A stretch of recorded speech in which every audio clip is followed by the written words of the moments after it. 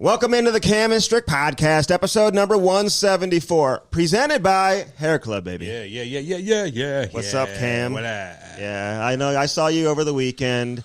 Saw me what? Well, you're trying to barbecue, dude. Your shit looks undercooked. I didn't cook it yet, well, dummy. And you know what? It's like you try to you can put seasoning on anything, and it's going to make it taste. Tell me better. how to barbecue. It's going to make it taste. Tell me how to better. barbecue. So I need to see the finished product. You ever listen? All y'all listen. Like everyone out there in Saskatchewan, listen to me, man.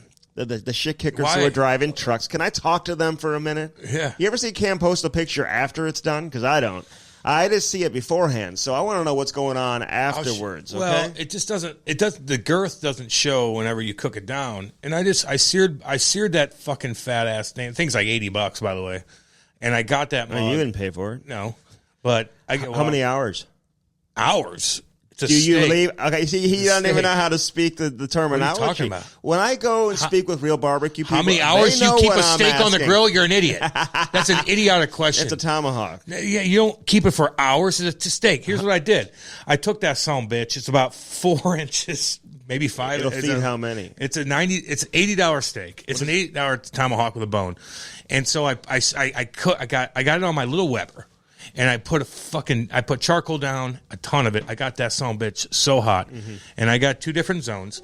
And so I zones of the pit. Okay. It's a little pit. So I got the one heat on one end, and I got the other side with no heat on it. So I keep it balanced. So one zone's really hot, the other zone's not. So I take that fat ass tomahawk. First I season it the night before.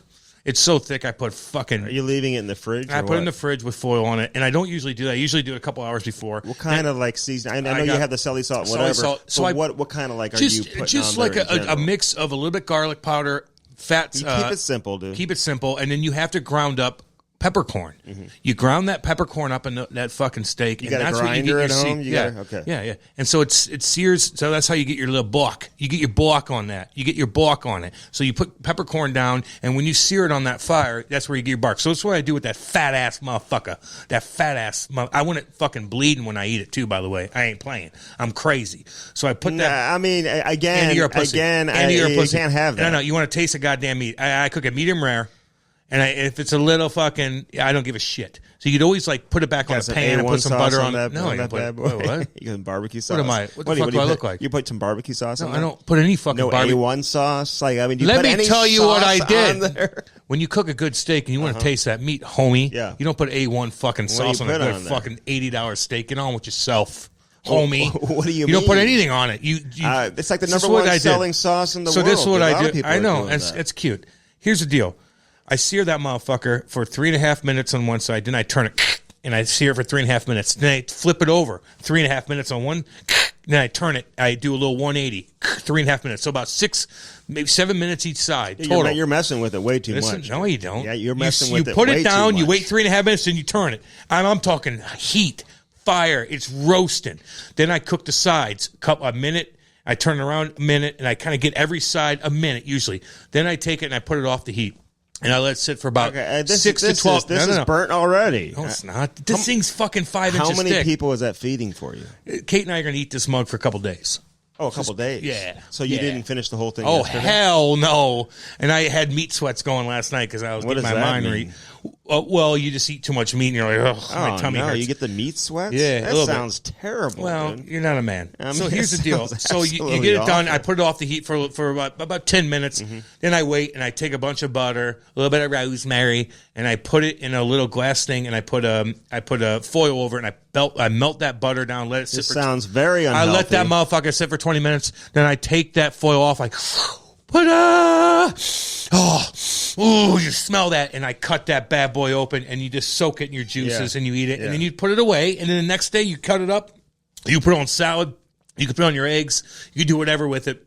You get this fat ass tomahawk in there, and it's so much better. So what are you going to do with it today? What are you going to do? I'm going to slice it up like sushi, and then I'm going to put butter down, and I'm going to sear it, and I'm going to eat it like sushi. Okay, like sashimi, like with your fingers and stuff like that. Is that no, what I have you a mean? fork. Like sushi? No, like cut it like a sushi slice. Like a sushi slices. I got like you. Like a sashimi slice. Yeah. Okay. All right. Well, good. Yeah, man. I don't know if you did it exactly the right way or not. Well, tell me how to do it then, anyway. But that wasn't bad. You didn't have wheatgrass in there. Well, whatever. You just gotta stuff that baby too. You know, sometimes you can stuff it. Oh yeah, you can stuff it with different things. What is it, a pork chop? I don't know what yourself. What makes it a tomahawk? Is it just the bone? Is the that what bone it is? in, it's a ribeye. It's the tomahawk cut. I truly don't know. I mean, grilling season, man, it really can be all year round. 60 degrees. It was nice out yesterday. Kate and I on a Sunday, I put on fucking Daytona 500. Not gonna lie to you. Okay, that sounds. I ain't gonna lie to you. You are so boring. I don't give a fuck. I had fucking music going on. I'm listening to all kinds of different shit. Kate and I had a fire going with the windows open. What are you watching, the race? With the Daytona 500. I got fucking Joe Rogan podcast going on in the background.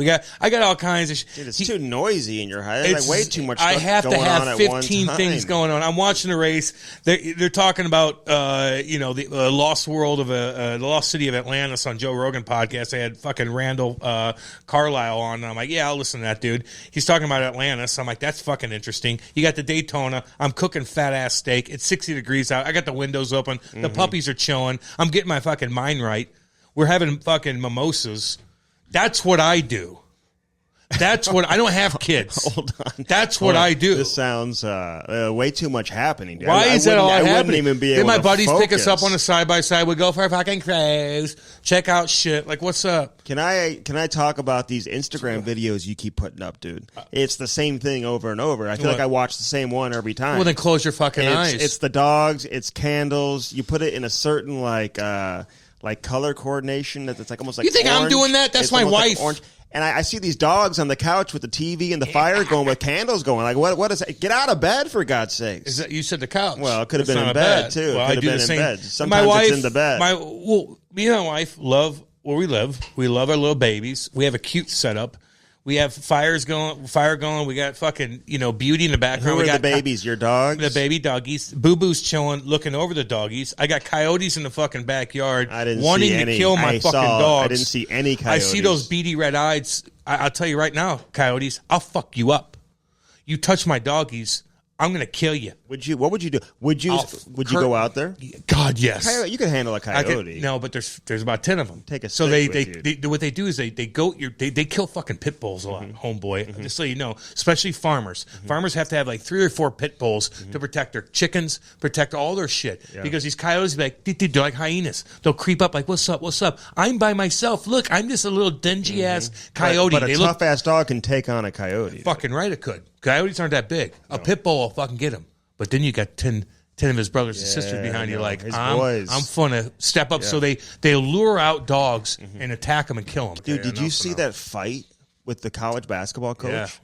Juwan Howard. Now, man, he's respected too. He's 6'9". He is very respected. He is 6'9", played a long time, part of the Fab Five. But like coaches, could you imagine if like coaches started brawling all the time? I mean, this is just like out of control. This is college sports too. You got a coach going at it. Yeah, I mean, it was a little slap punch, but a punch, man. And like and the little like assistant coach was doing the Xbox like suck it, like so. Was that the assistant coach? Yeah. Was that from the same game? Yep. He did the old suck it. Like, here's the deal too. Like there's a lot that went into it. Universal language. There's timeouts that they call. They're pressing when they're or something. Okay, you don't need to break it down. No, but I had to on my fucking radio show, unfortunately.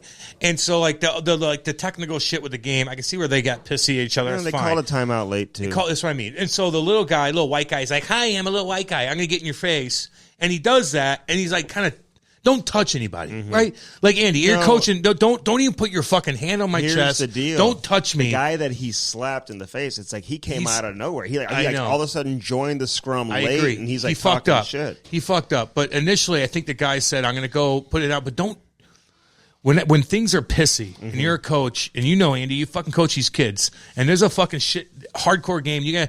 And the guy kind of comes up to you and you're already kind of pissy and he puts his hand on your chest and get off of me. Don't touch me. You just got to be aware of the cameras though. Just don't touch. I know, but just don't touch anybody. Like I hate touchy-feely motherfuckers too. I hate when people get drunk and they hold you in a fucking hell. Keep your hands to yourself. Hey Cam, we're friends. I don't know you. Don't do that to me. Don't touch. I'll bow to you like fucking a sensei. Yeah. God damn. Yeah, I know, man. Anyway, that's such pussy looking. Gets a little out of control. What's catching your attention right now in the hockey world? Well, the Blues beat Maple Leafs the other night, which is kind of cool. Like the Blues just are heavy, dude. Like the Leafs want to go toe to toe. They had like a fucking open ice track meet game, but then they got a little heavy with the Leafs, and the Leafs don't know how to play a heavy game. They had 30 hits thrown their way, and they just shut her down. And the Blues like, no, we're deeper than you. Yeah. We'll go, yeah. Well, Austin Matthews has one game. Now, I know he knocked his fucking teeth out the other day. He had a pretty funny line when the guy's like, well, so, hi, Austin, hi, it's Ezekiel here. What happened with your teeth? Well, I saw the crossbar, and I'm like, you know what? Fuck my teeth. I'm just going to go bash my head. We said something to that effect. That's a great question. Sick question. With his earring. You like that earring that Austin's got going on right now? You don't like it? The one on the right ear? Well, he's got him on both. Don't judge him. You know, I think he's got him on both ears. Isn't it supposed to be in the left ear? Well, I think he's got him on both ears. Like, you see a lot of guys have earrings on both ears, you know, so. Does he wear it during the game? He should. He should start wearing it during the game. I don't give a fuck what he does. You know what? A lot of athletes in other sports do it. But I still got to judge how you look. Like, if you want to have your own style, fine. But if you have 2 earrings and you got a Mickey Mouse shirt on coming to the game, I'm not like, whoa, you're expressing your feelings. You're cool. Nah, he is a cool cat. He's banging hot chicks. He's hanging out Biebs. But he's got 2 earrings wearing a fucking Mickey Mouse shirt. I'm not, if I'm going to evaluate people's looks, not that I look cool, I'm going to look at you. Yeah. I think it was a Gucci. Probably cost I don't give a fuck. So. If that's your style, I'm like, there's cooler styles than that, is my point. Not that, like, express your feelings, yay. But, like, if you're wearing 2 earrings and you're like, I'm going to wear Daffy Duck today because I like, Here's the deal with Toronto. Disney World. Here's the deal with Toronto. That's not cool. And I know Campbell's been a great story, but I wonder if he's good enough to truly carry this team to where they want to go. Now, I know he's been a great story, and he's had a great season. Defensively, I think they're just okay. When Toronto came to St. Louis, Toronto beat the Blues. They scored 6. Bennington was not good in the game, and the Blues were missing like half their team. Yeah. No Parayko, no Tarasenko, who didn't play in this game. No Buchnevich. Bucci, boy. I mean, I'll give you a little shout-out, Bucci. I think Shen was out of the game, The fucking Buchnevich. Motherfucking he is the best all-around player on the Blues roster. Man. He's one of the best all-around players in the league. What a steal that was. You think the Rangers are like, yeah, we should have got rid of him. Yeah, okay. You couldn't get here's the deal. 4.5 for him? No, I mean, here's the deal. And they had to move him from a cap standpoint. All that we've already talked all about that. But they also thought these young kids were going to be able to step up and replace what they've lost in him. Yeah. Kako. But they're still playing well. Lafreniere. Oh, yeah, they're having a real good year. Great year. They got the best goalie in the league. They got and Adam Fox. They got some dudes. They got some dudes. But you have to get rid of a guy like Bucci. Fuck, man. If he was playing for Toronto, he'd be making fucking $7.5 million. Yeah, well, he'd be a household name. I'm just saying. Everyone would be like, oh, my God, he's incredible. He's fucking good. He's mean. Like, he's mean. Like, he'll hit you weird. Oh, he'll fucking headbutt you. Remember, I chirped him for that, but I'm like, man, now I kind of think about it. I'm like, I don't give a fuck. Oh, no, he's unpredictable. People know that he I don't want him getting suspended for a goddamn headbutt. Like, that's the thing. But, man, that guy, he's always in the right spot. Yep. He's big. Like, he doesn't get hit. No one hits him. He's great on the penalty kill, though. Like, I mean, he's dangerous offensively on the PK. He was last year with the Rangers, too. I think he scored some shorthanded goals there. But to watch him just elevate the play of like guys like Robert Thomas and Tarasenko, like he's like almost driving that line as a winger, which you don't typically say, right, about wingers, but he can do that. How about the Oilers? He can play either side too. The Oilers right side or the left side. Well, they lost. Oh, they just lost? They got hammered by Minnesota. Oh, that's last night. They got stomped. Did they? By the Minnesota Wild. Yeah. So you just wonder, does that mean, does Edmonton come back to earth? I never get too caught up in the honeymoon period when you change coaches and all of a sudden teams go on a hot run. They're not the first team to do that. We've seen teams do that over and over and over again. So now, so now it's maybe come to an end. Taken back into reality, how do they respond from that? But you know what? I'll give Jay Woodcroft credit, man. He's gotten their attention and they're playing better. Yeah, I like to see that, man. I like to see young coaches. Is he a young coach? Yeah. Well, in terms of okay, yeah. I just like to see a younger kid come in and find something. You want. Listen, again, I said this last week. You want the best player in the world to be successful. Like as far as the game itself, do I want the Oilers to beat the Blues? Like, no, because that directly affects our bottom line here in St. Louis. Like, hey, sorry, dudes, it's a fucking business. Like, it's a business. But on the other hand, as far as the NHL is concerned, you want Connor to be playing in fucking April, man. Like, it's just that simple. Now, Edmonton's not going to move and shake the needle as far as, like, growth, I guess, maybe. Yeah. But when your big boy's in, everybody's going to be paying attention. I don't know. Like they are to the Calgary Flames. I'll say it. I like that team is bad to the bone. Matthew Tkachuk is not getting enough credit for how he's adjusted his game. Goddamn right. All right, he's toned down a lot of the shit after the whistle, whatever. He doesn't have to do that anymore. Yeah. But now you can just appreciate something we talked about all the time anyway, and that we always knew. And now you can just focus on his skill level, dude. He's unbelievably skilled. Yeah. He's going to finish at or above 90 points. He's going to be a free agent in a couple years. They're going he for is it, in homie. a great spot. They are going for it. They are going for it. And good for them. So what? Like I like that. Like they're like, fuck, we'll get that Tyler Toffoli. Like whatever. This like, GM we're shit kickers. Deserves a lot of credit. Okay, Brad Treliving. This dude deserves a lot of credit. People were putting the heat on this guy a year ago. Man. He signs Daryl Sutter. People were like critical of that. Now he's got him going in the right direction. You mentioned the Toffoli trade just now. Signing Coleman in the offseason, bringing Zadorov on there, good Branson. Like, dude, he's built a team that looks like they're ready to compete, dude. And he's got his fingerprints all over it. I ain't gonna lie to you. And I know everybody, if you don't have a team, if you have a team that's skilled and not big, and you look at that Calgary team and you're like, yeah, we're going to play them in the playoffs, you're probably like, ooh, fuck. Is that Zadorov going to catch me with my fucking head down? That Branson going to catch? Is Gaudreau going to go cruise around and do his thing, come through the line? Matthew Tkachuk, what's he going to?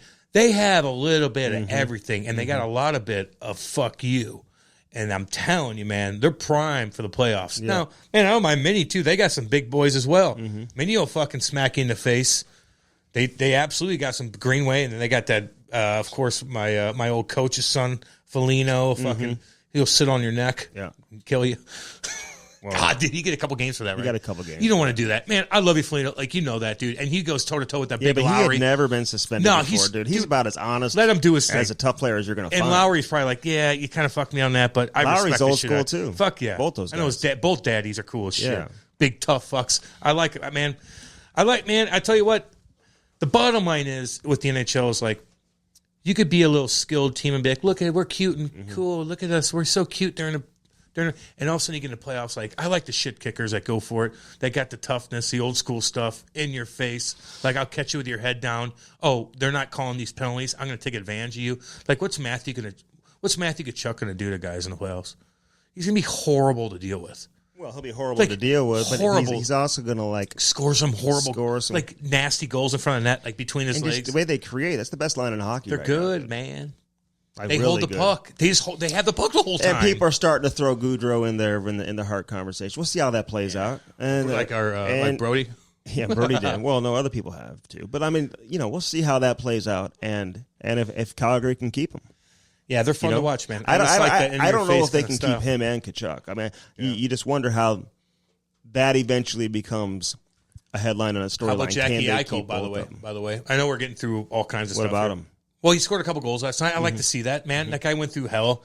Not hell. Okay, look, he's making $10 million. Like, let's be honest with ourselves. He sat out a long time. He sat out a long time. He took heat, and like when you're a superstar, and took some risk for a surgery. He took risk for a surgery. Looks pretty damn good now.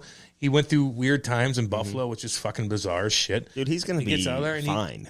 And look, Vegas is in it, man. People were trying to criticize him in his first game. I'm like, dude, he hadn't played in forever. And you just notice how he gets around the ice. Good, man. A little extra jump in a step. How he finds he plays with that level of swag where, you know what? Like, some guys just look different. Jack Eichel, looks different. Like, you don't have to know the game to watch and be like, oh, dude, that dude number 9, like, he's a good-ass player. He goes into the puck's kind of, I'm watching him, he goes into a pile where the puck's kind of crammed in the corner. He's smart, man. He takes his long ass fuck stick. Oh, yeah. He just toe drags the puck out of everybody. Long stride, too. He toe drags the puck out of everybody, like, takes 2 strides. Now he's on a 2-on-1 or something. I'm like, whoa. Like, just like, so succinct move. Like, you're like, what? I got the puck's jammed up. I'm just going to take it in one motion. Now I'm away. Now, again, we'll throw one more team out here because that's what we do. We break down the NHL. We could be goofy and funny, Andy, but we're going to still break down the NHL because we watch it. Colorado's pretty good. Have they lost in a while? Dude, they started the season like 4-5-1, and then they're like 32 and Nathan McKinnon's gotten rocked a couple times this year, too. I know. And he did something stupid the other night. What did he do the other night? What did he do the other night where he got pissy? Nolan Patrick. He kind of caught him, kind of like Mark Stone did to Bozak. 100%. That pissed me off, man. I think that's a dirty play, man. It is. And I was surprised that it didn't get the attention from the league, dude. Remember Mark Stone, like Oh, yeah. No, that was dirty. Everybody in as shit St. Louis wanted to kill him. Everybody knew. Yeah, but no one didn't. Justin Falk fought him. Oh, that's right. Remember? Yeah, but we don't. Falky's actually playing great, but I don't want him fighting guys. Yeah. Can I just say this, though? Because we're getting closer to the trade deadline, and we will start breaking this down as we get closer. Yeah. I'm not one to, like, start truly speculating, like, a month and a half outside, but now we're getting closer there. And I think the good GMs are calculated in terms of how they go about approaching the trade deadline. Like, I think, like, how many of these truly work? Like, if you're talking about giving up first-round picks or high-end prospects for a rental, you better be 100% sure, man. I mean, is it 100% sure, or is it? I just think, like, you just got to be careful with that. Like, you got to be careful. I mean, when you look at some of these recent deals, Foligno to Toronto, Duchesne, they got a high pick for Wayne Simmons, who went to Nashville a few years back, like from Philly. I'm just saying, how often do these truly work? I'm not saying they never do, but how often do they? Well, they do. Like, how many people have we fucking interviewed on this podcast, Cam Strick Podcast? How many people have we interviewed who've won Stanley Cups, Andy? They're like, look, and we're like, what about this? Well, we needed this piece, and we found a way to get so-and-so on a deadline. Yeah. Like, that does happen. No, now, of course. it's amplified other ways because it could set you back as an organization. I'm talking about that, but there's players that you can add. I'm just saying, when you go after the big dog, and you're like Claude Giroux, for as an example, I mean, there's just no guarantee. And when you're talking about just having a player for just a handful of weeks, you got to value like a first-round pick. Like, I look at Doug Armstrong right now, and everyone's focused on a defenseman, and there's no question that the Blues are going to want to improve their D. I'm sure, a lot of these general managers, they dissect their team every single day. The issues that the fans have are concerns that the fans may have about a team. It's probably doubled as much internally because these guys understand their team. They know where they're at, what they have, but more importantly, what they don't have, like what they need, right? They know. Yep.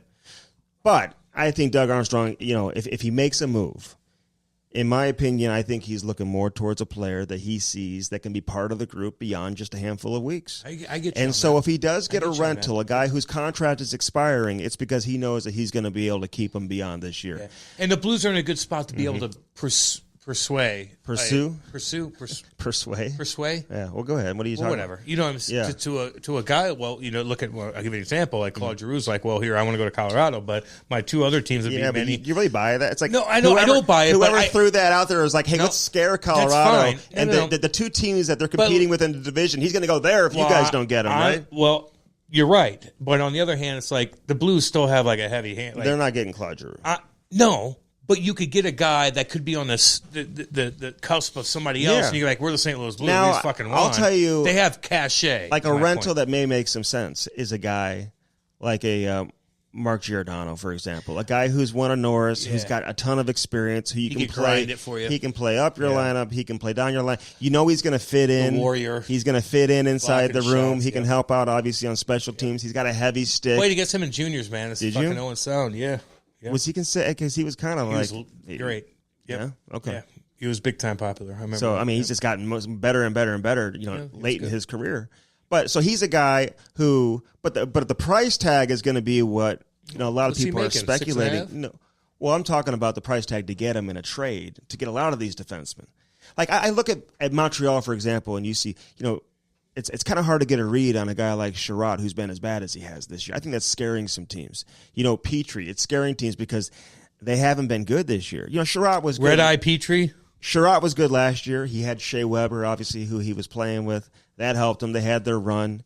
But, if you want somebody who's going to break somebody's neck in front of the net, like he's your guy, right? Yeah. But, I mean, in terms of like some other – I don't know, man. I just think some of these guys – you're talking the first-round pick, Cam. I get you. Plus – I think the smart GMs are going to maybe avoid there's some other good players too, man. I will say this: I'm not Nick Leddy on a bad team too, not having the best season. He can skate. He's a great skater. What about Chara? He's played 121 career playoff games. What about Chara? I don't know if Chara can play anymore, man. Hey, Chara wanted to stay in the Eastern Conference before the season. I don't know. I'm not so sure that's exactly what he wants. I don't know. I mean, maybe. I'd take that motherfucker. What's he making? Yeah, if it's not going to cost him. What's he making, $1 million? Well, he's making, I think, $750 or something like he signed. Oh, fuck. But he wouldn't take him in the playoffs. Well, he had bonuses. Maybe you would. Maybe. Fucking right I would. Well, we got a good guest right now, homeboy. Jean-Claude. Jean-Claude. And everybody's like, oh, my God, you call him Jean. No, I look up middle names, everyone. Mm-hmm. I look up. He loved it, by the way. Danny Briere, Danny Jean-Claude Pierre. I saw that. I'm like, I'm going to call him fucking Jean-Claude because that's what I do, Andy. Mm-hmm. I change your name. Dude, Danny Briere. He's one of the nicest guys. Oh, Lord. Nicest guy ever. He went through a lot of shit, too. He had to deal with some personal stuff, whatever. Yeah. And, big-time phenom, man. It takes some time for some of these guys. I mean, to finally kind of come into your own. Weird situation in Arizona just didn't work for him there. But once he got out of there, dude. He knew how to score big points in the playoffs. And, I look at a guy that Buffalo team was good back then, man. They were fun to watch, man. They were totally fun to watch. He's an awesome guy. He's got a connection to a lot of people. Yeah. He's got a big-time job right now. And he'll be a general manager eventually at some point in time, interviewing with the Montreal Canadiens. It's kind of interesting getting his take on that. And big shout out, by the way, to Marty St. Louis. Yeah. Texted with him the other day, gave him a big shout out. Good for him. Yep. Happy that he got his first career victory as a coach, even though he got it against St. Louis. No doubt. Isn't that amazing, though? His first career point and goal, I think, was against St. Louis. It's like his last name is St. Louis. I did not know that. And his last name is St. Louis. I did not know that. His first coaching win is against St. Louis. Oh, my God, Andy. I mean, that's whatever. That's kind of great. I mean, his last name is St. Louis, dude. So it's St. Louis. It's St. Louis, but... it's spelled the same. Yeah. What impressed you the most about Danny Briere, real quick, before we get to the interview? He's just a smart guy. He's, I look at weird things because I asked him some kind of, goofy question, and he just plays it cool. You could tell he's easy to talk to. He's like, I can't, because I want to know what he made every 2 weeks when he was making 10 schmil a year. He knows too. He knows what the fuck he made. I would say about $600,000. How much was on your paycheck? $30,000 every 2 weeks. Every 2 weeks. I used to send that to my buddies like, what's up? We partying when we get home. Actually, I'm fucking flying you guys up next week. So people can understand how much these guys are making, dude. I mean, $30,000, that was when you're 21? At the lowest. 20? I'm just saying. Yeah, I was making low. But this guy's making $6, $7, $10 million bucks, dude. Yeah. All right, let's get to the interview. Hair Club, hairclub.com, baby. Damn right. Hey, listen. I got a problem in the back of my head. I got a speech I got to do Friday, too. I'm kind of nervous about it. Yeah. You going to wear your hat? Fuck no. You going to wear a flannel shirt? No, that was for the Pipe Fitters Union. What are you wearing? I got to look like Stone Cold Steve Austin for that. This one I got to dress nice. I got to do my hair. And you know what? The front part of my hair is looking pretty your decent. Hair? How do you do your hair? Put fucking gel in it. Oh, okay. I mean, yeah. What do you do when you're on TV? I make fun of you every night. So I'm a little nervous because I do have the bald spot, but it's all good. I could get that fixed easily from Hair Club for Men, and women, by the way. They're all over the damn place. And listen, my hair started falling out really fast. Really fast. The more stressed out you get, I had a bunch of shit going on. I'm doing this, doing that. My hair was falling out like no other. And I went to Hans Wyman. I had a really easy procedure. They did the front part. It looks great. Or I would be balder than a doorknob right now. But the point is, you can go anywhere, guys. You talk. You can get a consultation. It's very easy. You sit down. They're like, here's where you're losing it. This is what we have for you. We have Exhibit A, B, C, D. Here's gels. Here's this. Here's that. Here's the other. They got all kinds of different things. Not to mention, everything's. You could finance it. So if something's pretty expensive, you could finance it. They'll take care of you.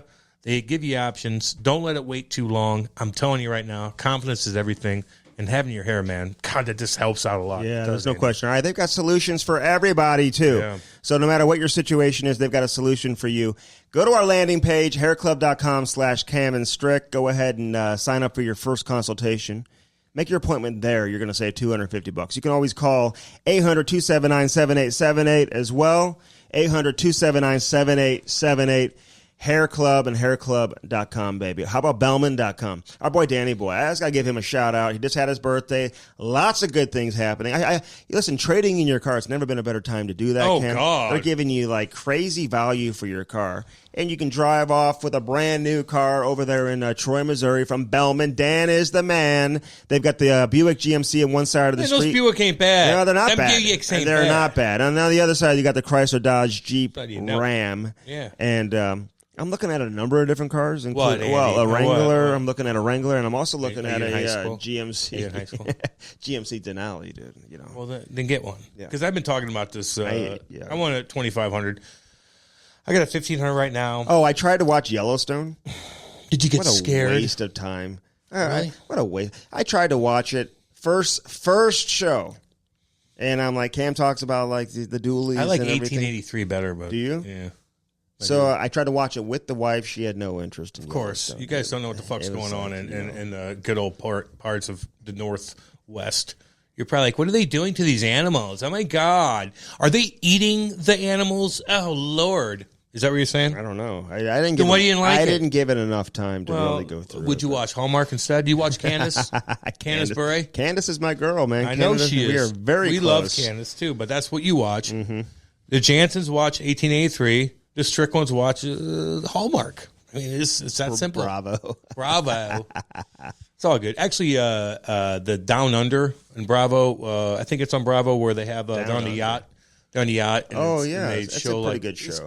I don't like the dramatic parts of it. I like to know where they go, this, that, and the other, just like the different things. They go to like Fiji and stuff like that. Yeah, but I like to know about the boat. Mm-hmm. That's what I get the Fiji stuff and all that. Could you work on a boat like that? Fuck no. Couldn't do it? Hell no. Why not? Because you're in a fucking like submarine. With them. I know. Tiny little ship, smaller than this little studio we have. Big time smaller. I know. No, and you're gone for months at a time, and you go port to port. You can't have a relationship. Most of those crew members, they're all hooking up with each other. Yeah. They're all hooking up. I know. They want to bang her, and they're like, no, I want to bang my wife. But yeah, no, it's all good. But once you go to the port, they know where the parties are. Yeah. All right. So Dan Bellman. Hey Danny. Bellman.com. How art thou? Get that Buick GMC. Chrysler Dodge Jeep Ram. Get it today. And again, ask about their trade-in specials, man. They got a lot going on over there at Bellman. Dang right. CarShield and CarShield.com, baby. 800-857-2481. Mention that promo code CAM, which is very embarrassing. But just do it. You're going to save. Why is that embarrassing? It's a cool name. You're going to save 10%.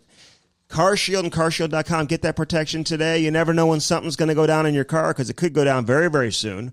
Very soon. And you're not ever prepared for it, Cam. And you're looking at thousands and thousands of dollars. It's embarrassing. So why not protect yourself? Yeah, just make your life simpler. And you get to pick where your car gets serviced. You pick the mechanic. They hook you up with the rental car. Honestly, it's too good to be true. We've been saying that for years now about CarShield, and we mean it. Yep. So get that protection. Sign up today, and it's like cheap, too, and it's well worth it. So, and if you have an older car like Cam or whatever, it's important to do that. What the fuck does that mean? Get a Volvo. If you never know when something's going to go down, Cam. So it's a good thing you have your CarShield protection, like when your starter didn't. Yeah, work. That was embarrassing. At the I was Mexican walking out restaurant. like a fucking King Dick. Well. And I was like, and they're like, oh, Cam, it's not as cool as I thought. So you signed up just in time. Yeah. And you had your flat tire and stuff like that. That sucked, too. You've needed CarShield to come to the rescue on a couple different occasions. I was going to CarShield and I got a fucking flat tire. So I noticed one thing about you today, that you don't have your Grizzly out. You've got the Lucy. Loosey-goosey is what I am. So, I mean, I'm eating the fuck out of that. Lucy.co. It's not com, it's .co. You just put the CEO. Talking to the mic. Don't put the com in there. Just look for the CEO. Yeah. Lucy, man, this is amazing because they've got the lozenges. Oh. They've got the pouches. Oh. And they've got the gum, baby. Give me all of it now. All different flavors. So if any of you are like smoking cigarettes in 2022. Smoking cigarettes? In 2022. Smoking them darts. All y'all in Canada know too, by the way, those little darts they have up there. Yeah, you don't need to be doing that. No. You don't. Hey, you know what? Can I say something? Because it is nicotine gum. It's nicotine lozenges. Can I say everything. something? Say it. When you smoke a dart and you have a fat ass chew, like I'm so aloof to how everybody else thinks when I throw a fatty in next to them. Well, you should be more conscious of that. I know, but I'm just like I'm in my own little bubble. But meanwhile, everybody's like, you opened up a fucking tin of chew. It stinks for most people. Mm. And if you smoke a dart in front of me, I honestly look at you like, I could probably bag your ass up. Why? Because I know you smoke cigarettes your whole life. And I'm like, you ain't got the lung power, baby. Mm-hmm. I'll put you in a goddamn chokehold. My point is, it just looks goofy doing it. It does look goofy when I put a fat ass. Grizzly will make me throw up. You know that it makes to look me sexy. I get the spins with that. I need my smile to look sexy for the greater good of the Cam Strick Podcast because that's what I do. And my smile right now, I'm like, I gotta slow down. Mm-hmm. I gotta slow down with this shit. How many cans of Grizzly would you go through in a day? Why do you make me depressed in a day? I don't know. I spend a lot of money. Like what's give me a lot of money. Give me an idea. Because there's people out there who 4 cans a day. Yeah. Really? Yeah. Okay. So there's people out there who probably do as much. Some maybe do more. I don't know. You know what I'm saying? And they're spending a lot of money, dude. Yeah. You don't have to. That's where Lucy comes in. Lucy Goosey, baby. I'm finna get What's your favorite flavor? What's your favorite flavor? You got a go-to flavor? You like that cinnamon? Of course, because I wanted my breath to smell good, you know? Mm-hmm. And I always feel more confident. They got mint, too. By the way, I had an NHL player reach out to me. Listen, all the players out there, because kids that are playing midget hockey, whatever, junior hockey, a lot of people are chewing, and they feel like peer pressure to be putting the chew inside the room.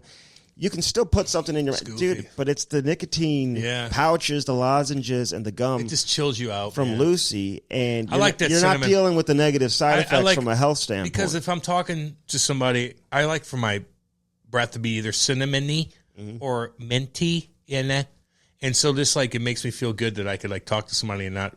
I'm always so self-conscious of my breath and stuff, Well, you should be. If you enjoy using nicotine, you should definitely check out Lucy's products, though. Lucy.co, like I said, Lucy.co. Use the promo code Cam Strick. I can't emphasize that enough because you're going to save 20%. Oh, because your name's on there? No, you're going to save 20%. You got to use that promo code Cam Strick. Anybody who goes there, Lucy.co, use that promo code Cam Strick. Get that Lucy. And you can type it out however you want. You can do Cam and then the symbol Strick. What's that symbol called? The and signal? Fuck if I know. You don't know what it's called. What do I look like? Do I go to fucking journalism school? Cam and the and, or you can write out and, or you can just the at and thing. Yeah. Not the at sign, but the and whatever. sign. God. Yeah, you can use any of it. All of them will work.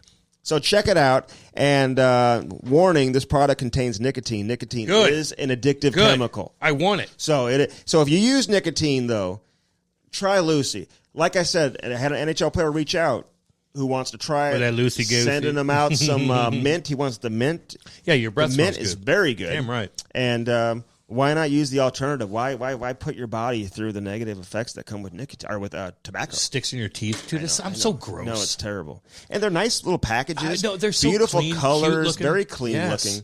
Yeah, I know. You like that picture that I put out? I mean, it's very nice. Nothing that you put out I like. Yeah, it was a very nice picture of Lucy. I'll put some pictures out. Okay, well, you need to start doing that. Well, I am. Lucy.co. You just hooked me up. Okay, let's go. What's your favorite flavor again? Cinnamon. Is it? Yeah, damn right.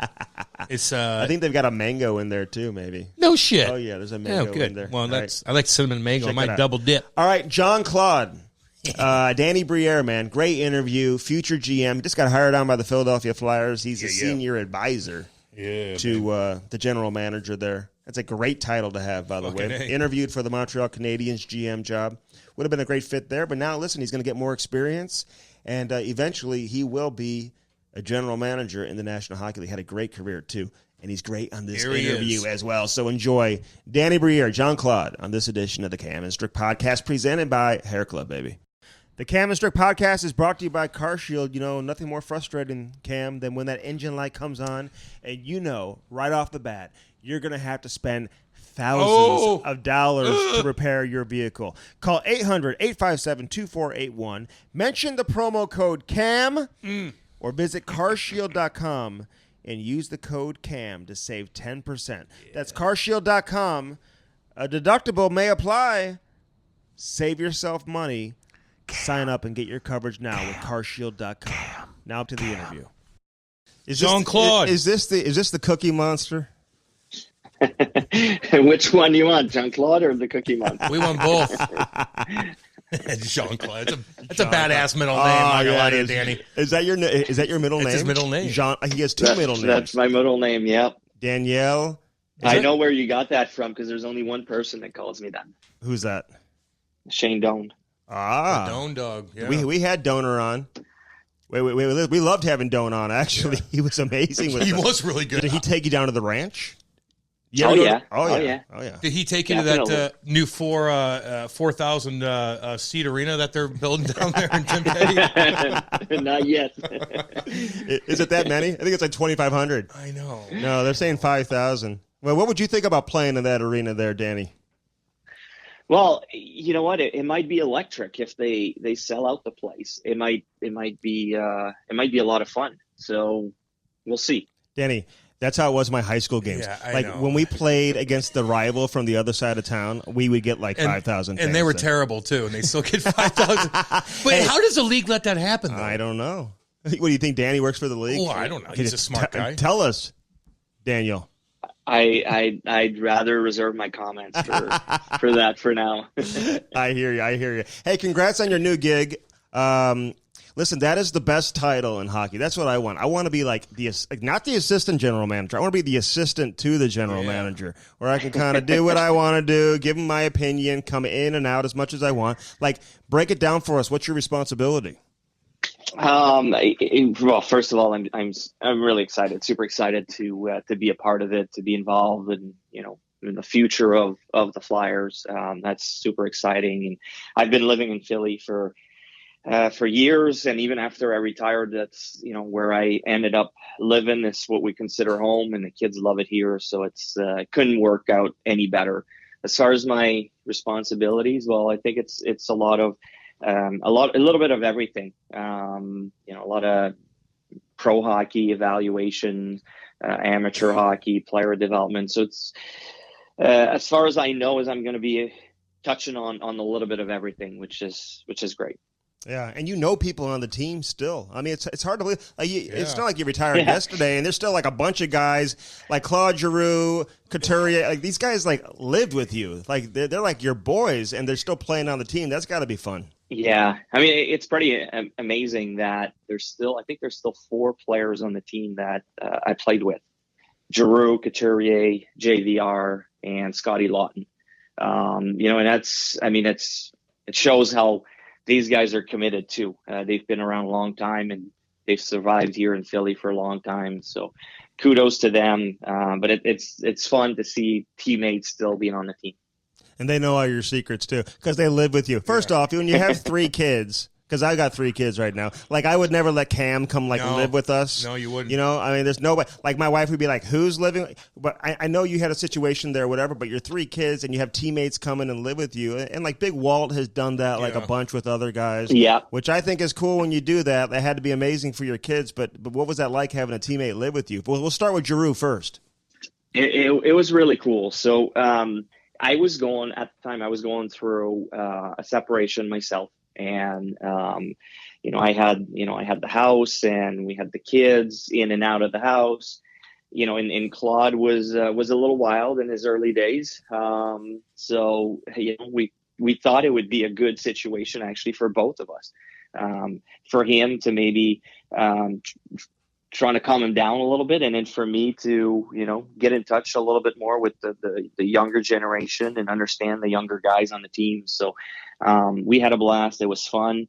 The kids saw Claude, I would say, a little bit more almost like an uncle type person in the house. They had fun with him. They would tease him. He would give it back to them. So there was a lot of going back and forth between them and Claude. You should have had like Voracek come live with you. Yeah. Be like, all right, hey, listen, Jacob, I'll be back in like 3 hours. You got the kids. I don't know. I would have left him with the kids. Hey, where'd you? When did you start playing hockey, man? Like, explain your upbringing. Like, what'd your parents do? Like, did they play? Like, how'd you get into it? So my dad was a big hockey fan. He was always too small to play pro hockey, but he grew up. He played, junior hockey, and according to his friends, he was an amazing player. But he loved the game more than anything. And then growing up, him and my mom would build an ice rink in the backyard, and that's where I learned to skate. That's where I spent most of my days. Right after school, I would be there, from 3:00 till 10 at night. Go to bed, get up in the morning, go on the ice before school. And I saw my parents put so much time into it. My dad would be out there making sure that the rink was ready at night. When I was done playing, he would be there, at 4 a.m, 5 a.m. before I'd wake up to make sure the rink was ready. And then my mom would take care of it during the day while my dad was at work. So that's where I learned a lot of my development, my hockey development, I guess. The skating, the hands, the making plays, all that stuff was in the backyard. So it was that cold because people we have fans everywhere listen to this our podcast, and a lot of them from St. Louis. And Andy and I grew up in St. Louis. Like we had to play roller hockey. If we skated on ponds out here, we'd be dead because we'd drown and we'd freeze to death because we'd fall through. But like, how many days a year can you actually work on your craft in your backyard, and how long does it take to like keep all that shit fixed and all that as far as the backyard rink? Yeah, so the back then, I mean, we're talking, in the 80s, early 80s when that was happening. And I think from what I remember, early December till, probably mid-March. So at least 3.5 months of an outdoor rink right in the backyard was there available to me. And the hours, I can't even tell you how much, it was probably an hour in the morning for my dad, and another hour right when he got home from work, another hour at the end of the night, if not more, to fix, how we tear it apart. And then my mom would be working on it during the day too for a few hours. So they put in a lot of time and a lot of hours for my sister and I to be able to skate there on the backyard pond, or it wasn't a pond, but it was an ice hockey rink. I know. Let me just I gotta understand. Don't act like you know about backyard rinks. I gotta understand this. Well, first off, because now you can get ice, whatever. I'm taking my kid to skate later on today. It's not even practice, but you can find ice. But I feel like every guest we have on, like their dad, built them a rink. Did your neighborhood just have one rink after the next? Everybody had rinks. It's the most Canadian thing ever. There's a few people had them. I would say not very many people had the time or would put in the time from their parents to have it, perfect like it is. It's funny because my nephews, my sister and her husband, they also have a rink in their backyard, and they put in a lot of time. But the rink is probably not available as much as in the 80s when I was just because of the weather changes and stuff like that. So they can probably use it for about 2 months nowadays. I know. Listen, last week we had 10 inches of snow. It's 60 degrees today. Literally it's 60 awesome. Degrees today. And it's going to be down to 10 tomorrow night. It's the most messed up weather you've ever seen. It's crazy. Dude. All right. So then you go play junior. Dude, your junior stats are just unbelievable. Should have been a top 10 pick. I know you went down. You still got drafted in the first round or whatever, but were you just toying with guys? Did you know you were that good before you got the junior? Break that down for us. Well, the problem is I was probably about 140. I think I was 145 pounds when my first year juniors. So, it's when you're going against guys that are 200, 210 pounds, and back then in the 90s. Smaller players, you could have one on your team, but that's about it. And the game has changed a lot nowadays. A lot more smaller skilled players than there was back then. So that's why it was tough to break through. When I played junior hockey, the dream was the NHL, but did I really believe that I could make it there? No, not really, because everybody was telling me that I was way too small to succeed at the next level. So, I had fun. I played hard. I had fun, and I chased the dream. But I don't know that I really, really believed it. It's funny. We have so many different guys from Dougie Gilmore to Theo to who else we have. They all say the same. You're too small. No to all the scouts and coaches out there. Don't ever say that to any kid. Don't say that. You're never too small. You just got to work out and get stronger, and that's exactly what you do. But who was in that league, by the way? Big Georgie LaRocque. Who else was in the queue at the time? George LaRocque, Peter Worrell. Oh God, was also there. Oh. One of my teammate was Denis Gauthier. Big defenseman. It was. I was glad to have him on my team. But it was.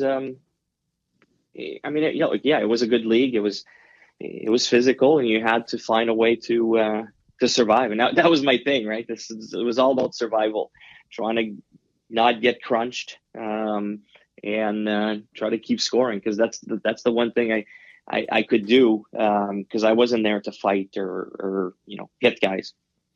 Yeah, you and me both. But I was going to say, how about there's hooking and clutching going on back then too, right? Everybody's hooking on you. And then once the lockout happened in 2004, the freedom that you get, especially for guys like you, no one's holding you up. You could scoot around guys, get in on the forecheck a lot quicker. How much did that help your game? It did help. The way I explain it is, before those rules changed, it's someone would get draped on you and you had to carry him from the corner to the front of the net. Where now, they can't touch you. So you're free to skate So physically, it's a little easier. You're not carrying guys over on your back, to try to get to a scoring area. So that's the part that was probably physically easier after the new rules. So you get to Phoenix, right? They draft you, whatever. They call them Arizona now. I mean, it's like the Phoenix Coyotes back in the day. So people, like the younger crowd, are like, it's the Arizona Coyotes. No, it used to be the Phoenix Coyotes. Yeah. Listen, Jim Schoenfeld, like he was kind of like a little bit wild, right? Like, what'd you think of him as a coach? And then you had Torts as an assistant. People forget John Tortorella was an assistant coach back in the day with the Coyotes. Yeah, Torts was there. And I enjoyed Torts, and he's probably a lot different as an assistant coach than he is as a head coach. Really enjoyed him. Smart guy. Really helpful, and he would lose his temper once in a while in the room after Jim Schoenfeld would have, if we played and had a bad period, he would come back in and lose it on us a little bit. But for the most part, he was in control. He was very tempered, and I really enjoyed him. I don't know if I would say the same about him as a head coach. Because he looks very intense, but I really liked him. I really enjoyed him. Yeah, and you had some big-time names on those teams too, man. And I've heard you talk, like, kind of sing the praises of Big Walt, like, who we know very well, and the whole Tkachuk family and whatnot. Like, how good was this guy? Like, when you broke in, was he good to you, number one? Like, as a younger guy coming in, like, he's an established NHL superstar already. Like, how good was he with you? And like, let people know how good of a player he was back then.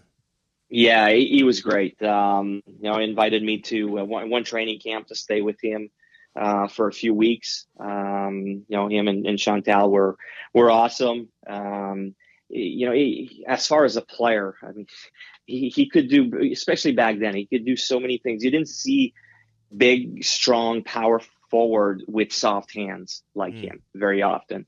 And that's that people remember Keith Tkachuk, the bully, the guy that would, score in front of the net and, scare people. But his hands were so good, so soft around the net. He could make plays and score. And that's what probably impressed me with him the most is, his hockey sense, his hands were outstanding.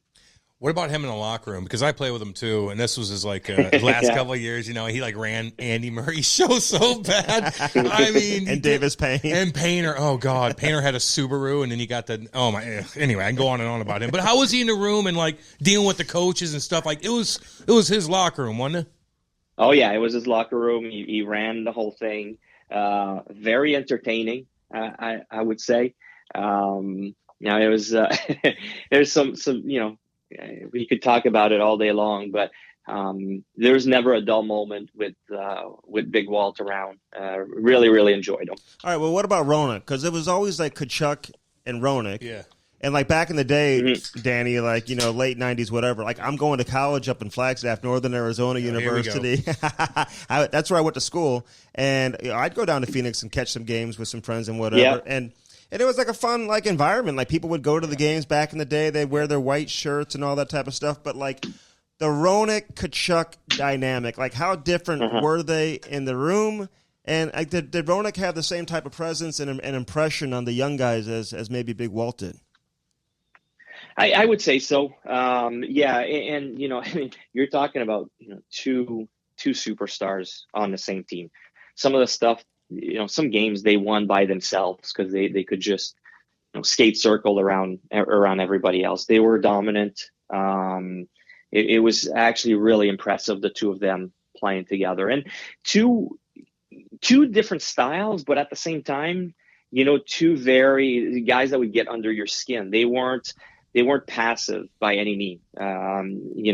Tkachuk would could hit you, could slash you, could get under your skin, and then JR would run around and smoke you, and so you always had to be aware. For as good as they were hockey players, they commanded a lot of respect, and you always had to be aware where they were on the ice. So it was pretty amazing. I mean, I had the front row seats, to to a lot of those games, and it was amazing to watch those two go together. All right, so we'll get into Buffalo and all that, but why didn't it work for you in Phoenix, man? Like, you're a first-round pick, you got a ton of skill. Yeah. Why did it take for you to get out of there, for you to, like, spread your wings and really, establish yourself as an NHL star? Yeah. Well, I looking back, and it's where the part that I'm probably most ashamed of in my career is probably the way I handled myself.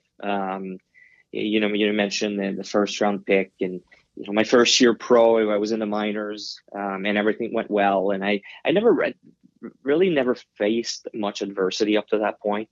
From junior hockey to my first year in American League, and then now it's my turn in the NHL. And first year went okay, but then after that they started sending me down, and I think the way I reacted to that, instead of proving them wrong, being sent down and pouting and the bad body language and not wanting to be there.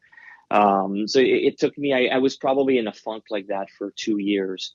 And it's my fault. At the time I didn't know any better. I didn't know how to handle that adversity, but luckily I was able to snap out of it. Some people made me realize, that I wasn't going down the right path, and I was able to turn that around. But I probably played in the minors a little longer because of it, and that's all my fault. And hey, you still see it to this day. There's still players that are good enough to be in the NHL, but they just they don't realize how much they're hurting themselves. And I wish I could show them the way or learn from the mistakes that I made. Not everybody's as lucky that they get a second or third chance like I did. But that's the area of my career that I'm probably not very proud of. Well, you know what? You get praise, you dominate juniors, you get drafted, you're the best, and all of a sudden you go into a locker room where you're not. And you prance in there like, hi, and everybody's like, no. I'm Jean-Claude. Oh, I did the same damn thing. Like, hi, I was really good in juniors. How are you? You're like, well, whatever. We all were. So I had 100 more points than you, Cam. But yeah, no, you absolutely do see that. But did you? So like you're a small guy. That's kind of the knock right now because you could certainly buzz around. But then you hire a strength coach. I'm looking at his name, Hugo Girard. Were you just like, okay, where's the strongest son of a bitch I could find? Hugo boss. And you're like, I'm going to hire you. Like, how'd that all go down? So, right around that time when I was talking, like, I knew I had to change. I knew I had to fix my attitude mostly, but I needed to get stronger. I was a small, skinny guy. I needed to take that next level. And my dad knew Hugo because he's from Gatineau. My dad knew him a little bit. And so he approached him and he said, hey, would you know a good trainer that Danny could train with in the summertime? And Hugo said, I'd like to do it myself. So it was a great partnership because, obviously he helped me strength-wise. But for some of his competition too, one of his, weaknesses was the cardio side. So he would push me in the gym. Obviously I didn't do the same workout as him, but he would yell at me and push me, on the strength side, and I would push him and yell at him on the cardio side. So, nice. I hope that we helped each other out, but he certainly did a lot for me. Yeah. People don't know this about you too. Like, you took like several suspensions too. Danny, what he gets suspended like several times. What do you do? Like cross-checking guys to the face, whatever, Andy. to the head. So you had a little bit. Like, what was it that would like lead to you maybe snapping a little bit? And what's the one suspension that like really stands out for you that you're like, wow, man? You go back and look at it. You're like, okay, that was a little bit crossing the line. No, I never crossed the line in my mind. No. I always had that edge, and I think it's the chip on my shoulder. Everybody was always telling me that I was, too small, wouldn't make it, and I used that to my advantage. And sometimes, I crossed the line, but the way I saw it was, I'm if you want to, because. And you'll know this. There's guys that like to take advantage of smaller players because they know they won't have to fight them, or they know that they won't have the pushback. Yep. And my thinking was, okay, I want to know who's a phony and who's not. So by me pushing back, and if I would say tell someone, well, you want to play that game, I don't care. I'll stick you in the throat. Damn right. And, you know, and you could tell, and you would find out who were the guys that would back off and who were the guys that would just keep coming at you. If they kept coming, then I knew I was in trouble. But if they backed off, then it would give me more space and more room, you know, to keep going, or maybe do the space that I needed to do what I was supposed to do. Danny, who was the guy that would fuck with you on the ice? Who's the phony? And that you called him out and you had to let him know. Well, and like you gave it to him, Danny. I'd rather not name names on that side. Chara? Chara. Yeah. George Laroque. I don't think he was too worried. I couldn't even get to his throat, even with my stick. So, no, he certainly. But yeah, there's a lot of guys that, you know, I knew right away that they were going to be tough to deal with. I remember like some of my biggest battles were guys like Brooks Orpik. In Pittsburgh. He won't fight you, though. He won't fight you, but he'll hit you. Down. Yep. He'll catch you with your head down. Yeah, but I wouldn't fight either, so I guess it was fair. But he wouldn't back down. He would keep coming back. And you know what I appreciated with him? He's, for the most part, he was always fair. Yeah. He was always legal, but he was hard, and he would make it tough on me. So Brooks Orpik, you know, Craig Rivet in Montreal was always a pain in the butt to play against. So yeah, there was a few guys that were tough to play. Tough to face? Wasn't it like Franz Nielsen who you cross-checked like off of the face-off, right? And that just creates.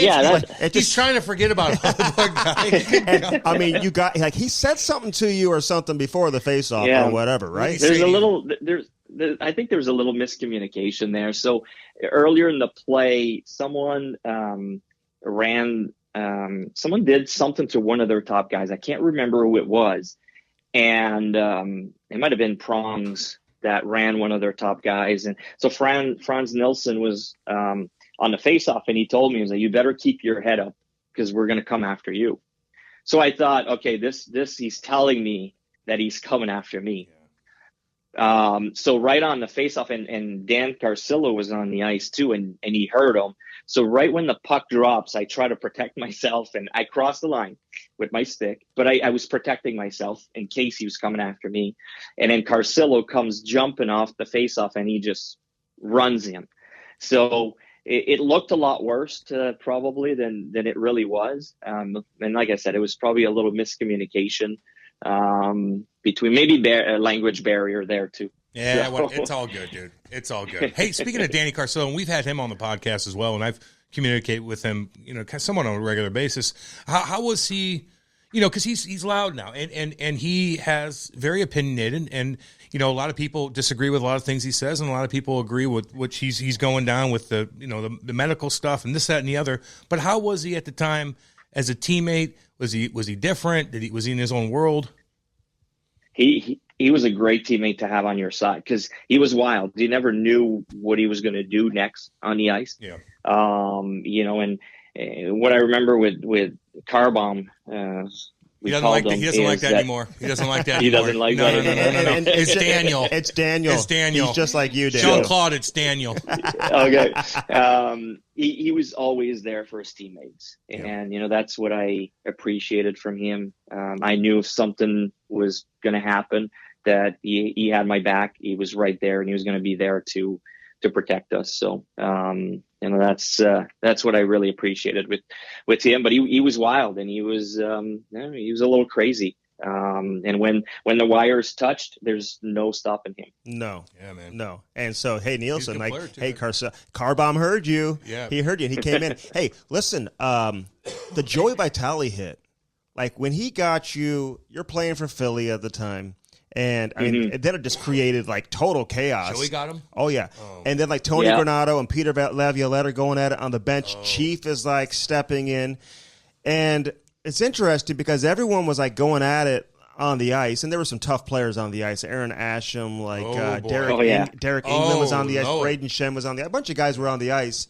But nobody went after Joey. And you looked like you were in some discomfort. Like, how hurt were you on that play? Yeah, I had a second-degree shoulder separation from that hit. And, if you remember, what had happened is the game was late. There's less than a minute left in the game. And the game was pretty much over. It was out of hand. And I think there might have been 1 or 2 regular season games left, but we were playing Pittsburgh in the playoffs. Mm-hmm. So I came up the ice, I didn't think much of it. I didn't protect myself. I was like, the game is over, we'll see these guys in the playoffs. And was I wrong? And it was a clean check. He finished his check, and got me real good. And obviously the rest of the team didn't like that. There was a reason. He was prepping, the game. We were facing each other in the playoffs, in the first round of the playoffs. And I assumed the game was over and nothing was going to happen. So totally my fault. And, created that big brouhaha. I was lucky enough. I was able to come back and play through the playoffs. But it certainly raised the stakes, and it prepared the first round of the playoffs, which was one of the wildest in NHL playoff history. So it was the setup to something great. Oh yeah. So is that who was winning in the game? Remind me. Were you guys winning? I don't even remember. Okay, so because Laviolette, he went crazy, right? I mean, he was so angry, he was so mad. I know you left the ice because you were hurt, but what was he so pissed off about? And he and Tony Granado, were just going crazy. Well, I mean, we all knew that he didn't need to come at me that hard. Mm-hmm. The game was over and it was pretty much finished. But at the same time, he was doing it for a reason. He was doing it to I guess set the tone for the first round of the playoffs. So, in retrospect, I should have been ready for it. And, I think Peter was just upset that, they had taken a run at, one of our players, leading into the playoffs. And he was probably worried that I wouldn't be able to play, in the playoffs. Yeah, no, for sure. I think earlier in the game, Shen got Crosby pretty good too. I think if I remember correctly, there may have been another play. Shen dog? Yeah, it kind of set it He's up. A good dude. All right, let's go back to Buffalo though, because this is when things really started in terms of your NHL career, where you just took off and became a household name, and evolved into the player that and the career that you ended up having. What were you thinking about when you got to Buffalo? Did you realize how big of a hockey town it was, and did you think the team was as good as it was? No, I didn't realize people cared about the Sabres as much as they do. I mean, that was eye-opening, and I didn't know much about the city of Buffalo. So going into it, I was a little worried. I didn't know where I was going. The team wasn't doing great, but all of a sudden, Darcy Briere was putting a decent team together.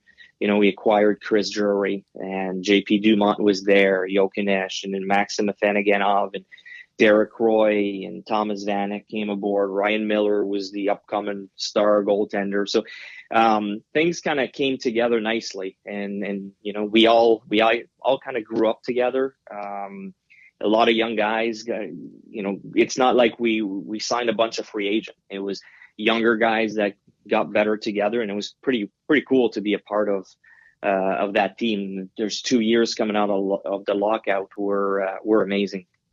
Yeah, I know. You look at it, don't you kind of feel bad for that fan base a little bit now, though? I mean, they've been getting shit on for a while. Yeah. The teams, and now they're kind of turning around maybe, but it just, they're loyal people. And if you look at the numbers on TV, too, no matter who the hell's playing. Always among the highest The Buffalo's up there. So, don't you kind of feel bad a little bit? I mean, what do you think about that whole situation? Yeah, I mean, they're great fans. They're amazing fans. Buffalo will always have a special place in my heart. That's where really it took off for me, and had some amazing years. Like you said, amazing people as well, and they're loyal, and they all they care about is for the Sabres or the Bills to do well. I was coming from Phoenix, where at the time the Coyotes were down the list as far as pro team in Phoenix, to get to Buffalo, where all they cared about in the wintertime were the Sabres. It was pretty cool. Jean-Claude, they're throwing their grandmothers off of trucks onto tables before. I mean, it's crazy. They're crazy. That's the Bills Mafia. I want them to be That's good. The Bills Mafia. I know. Well, but and listen, my whole family's from Buffalo, man. They do love the Sabres. They got a lot of history there, and it's a shame they just haven't really been able to find that level of consistency right now. But who was the one guy that made you feel comfortable when you got there? That because you played like a completely different player. You found your confidence. You found your game. Like, who do you credit that to when you got there? I think the chemistry, the instant chemistry that came.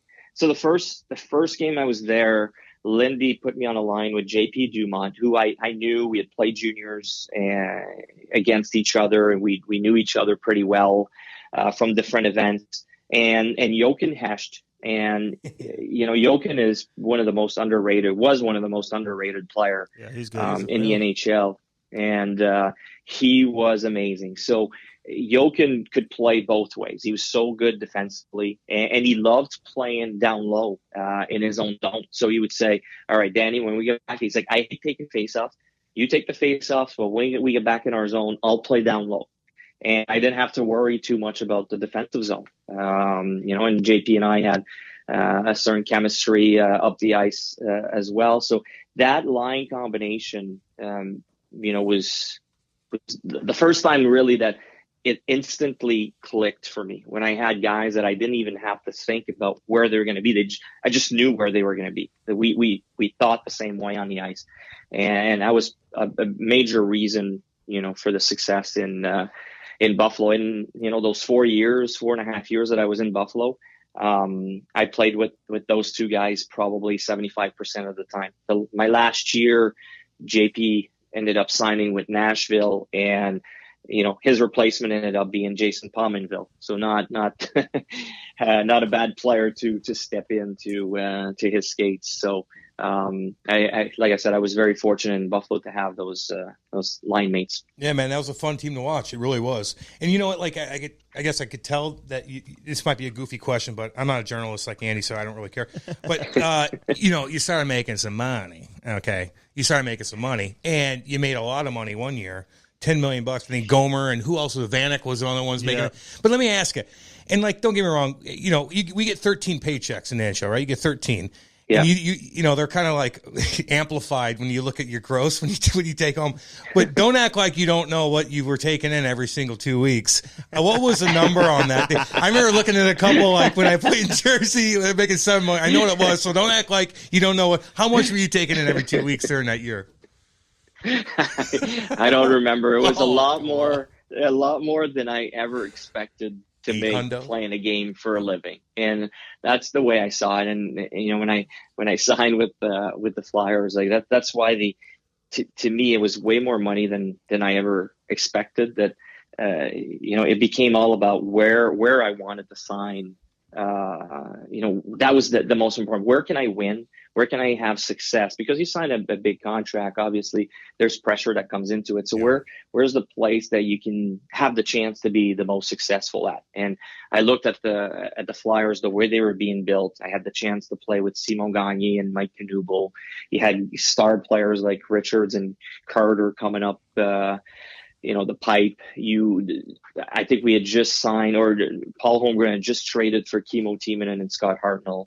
He had just traded that same day for Jeffrey Lupul and Jason Smith. So when I was looking at the whole picture, I just thought that Philadelphia was a good fit to have success and have a chance at winning the cup. Yeah, that's a cool town, man. That's a cool uni to put on. You had an awesome team, by the way. A lot of characters on that team, too. Richie and Karts, those two young cats. We had Richie on, man. He was amazing. How are those two guys? They're going out and about. And you got Jeffrey Lupul, that handsome bugger. He's probably cruising. Like, how was that? Were you guys what'd you guys do last night? You could just tell that they went out in a town party. And Yeah, you wanted to know what those young guys were doing. Yeah. Scotty Upshaw also in the group. It was pretty wild. But and great teammates. And that's what people forget. Yeah, they were great players, but also amazing teammates. Richie and Carter, both of them, I have, so much time for them, so much good things to say about them. They were amazing when, playing together with them. But did it get out of control? I mean, because then all of a sudden, like, rarely do you see, players who were like drafted by an organization who develop into star players. I mean, Mike Richards is the captain of the team, and all of a sudden they trade him away. They trade Jeff Carter. They both end up in L.A. together. They're winning Stanley Cups. So you wonder if they go back on it, like, do they regret doing that? Man. But, like, how bad did it get that you had to move on from, like, young foundational players? Because it doesn't happen. Yeah, look, it's tough for me to tell. I didn't see any of it, to be honest, because, look, I had kids. I was at home. I was married. I didn't go out with them, so I don't know. I think it's been blown out of proportion, if you ask me. Like this island thing with Peter Laviolette, I think that's way blown out of proportion. It's not all, there's a little bit of smoke. There's no doubt about it. But I think we make too much of it. Like I said, one thing I can tell you is those guys were amazing teammates. Richie as the captain, I think he got portrayed a certain way in the media that was unfair because he didn't have a lot of time for reporters, unfortunately. Mm-hmm. But as far as a teammate, man, the guy was always there protecting you. He played hard. He scored big goals. He made big plays. Like I said, I don't have anything bad to say about both of them. How did Pronger fit in then when he got there? Because, listen, we know Prongs. Oh, yeah. But I don't see him having a whole lot of patience with young guys who are out doing their thing, whatever. I mean, as long as you come to work, whatever, every day, and you're prepared and you work hard. Yeah, we've had him on, I mean, for sure. But, like, how did that whole dynamic, I mean, larger-than-life personality, how did he fit in with all these other guys who had been there? Yeah. And that's the beauty with Prong is, like, he doesn't care. He doesn't care where he fits in. He's just going to take whatever he wants. And when you're the best, at the time, if he wasn't the best player in the NHL, he was pretty close to it. You can do that. He almost acted more as a coach than he did as a teammate. When we were off the ice. So yeah, he was a teammate on the ice, but off the ice. And Richie just went about his business and did what he had to do. And, Prongs was maybe a little bit more involved with coaches and management. But I never saw, and maybe I was just clueless, but I never saw, confrontation between Prongs and the rest of the guys. Prongs fit in nicely. He's a great guy. I never had a problem with him, and actually really enjoyed talking to him. Smart guy, and I'm even a little disappointed that he's not in hockey right now. Well, it's a joke that he's not in hockey. That's ridiculous. I mean, and now he's got the travel agency going on right now. But again, like Danny, I'm sure. Like, I mean, I think he said.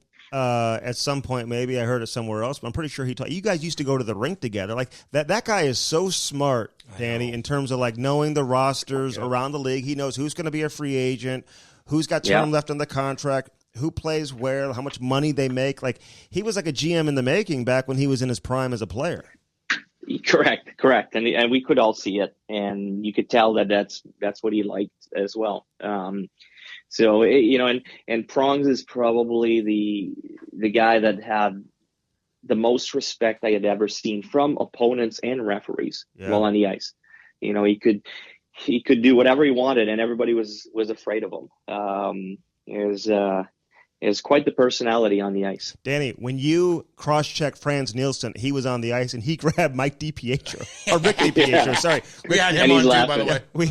He was laughing. He's a good laughing with the refs. But, like, I'm curious this, though. Like, in Philly, and now you're there as an assistant to the GM and everything. Why is there so much drama with the media and stuff? Because there were always reports about the partying, and then people like bringing up rumors about like infidelity inside the dressing room with players and stuff like that. Jesus. Like, address that for us. You know what I mean? Like, why was that always like surrounding a team that had great players and that was winning on the ice?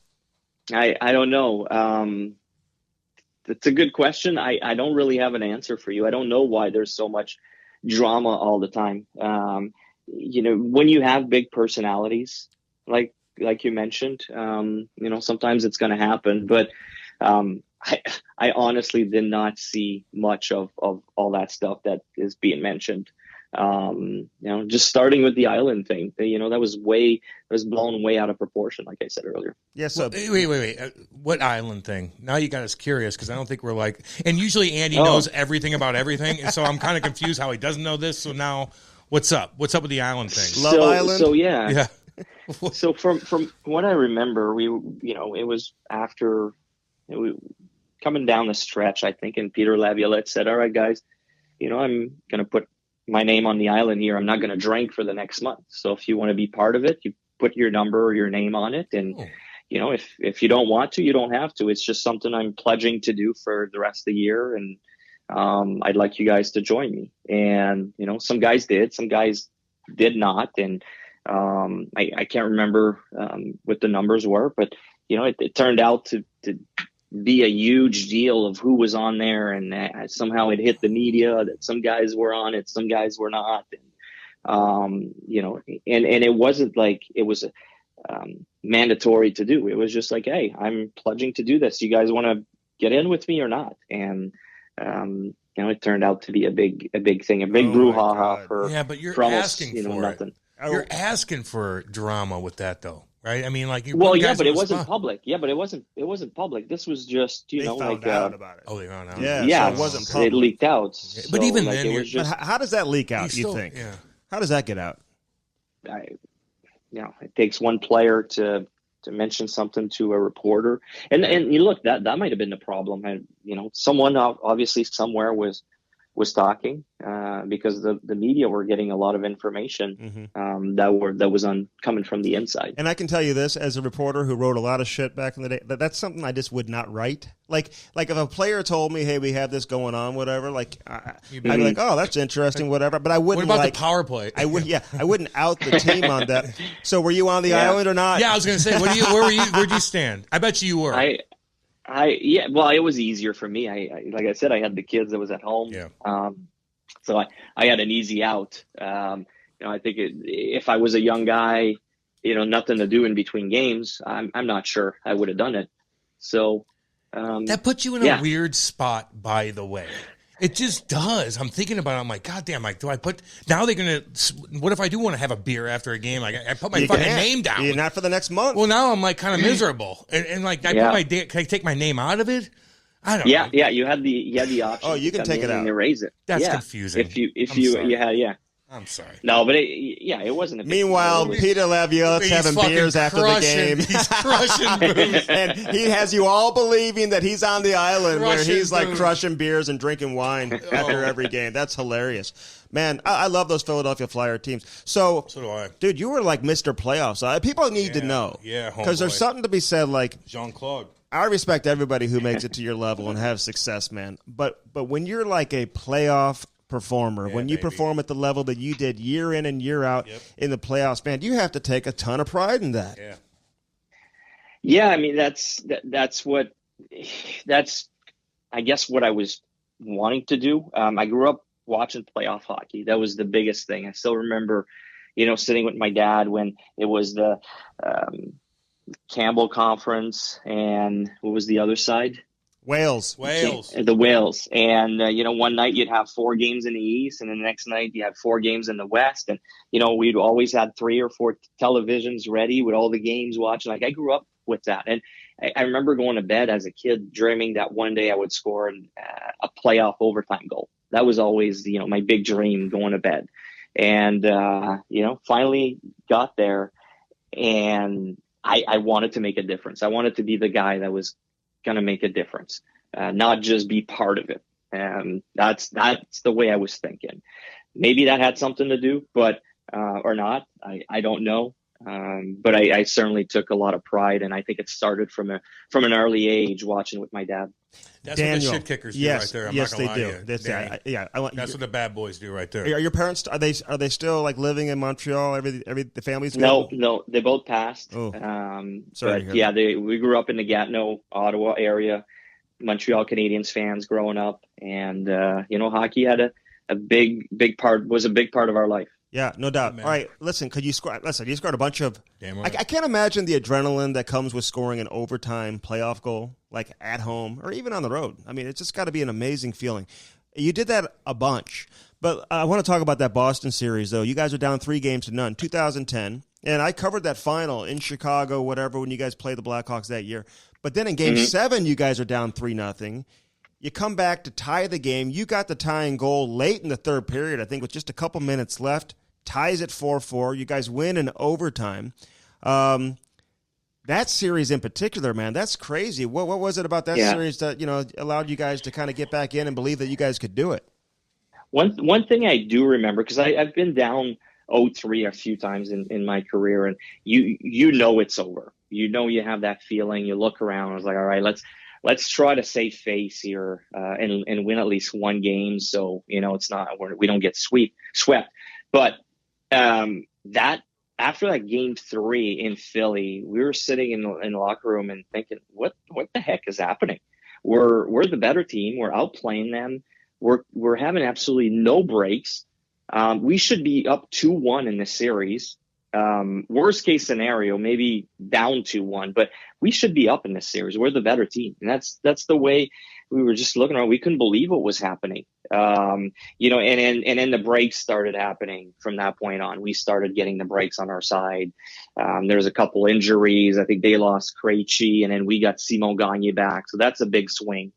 And then all of a sudden, instead of losing, the game 2-1, we were winning them 2-1. We were winning a game in overtime.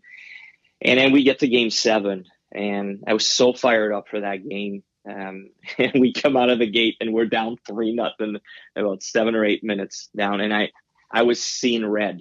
I was so angry. I was ready to kill someone. I was embarrassed, first of all, and pissed off that we had put in all that work just to come to this and lose it in the first 10 minutes of Game 7.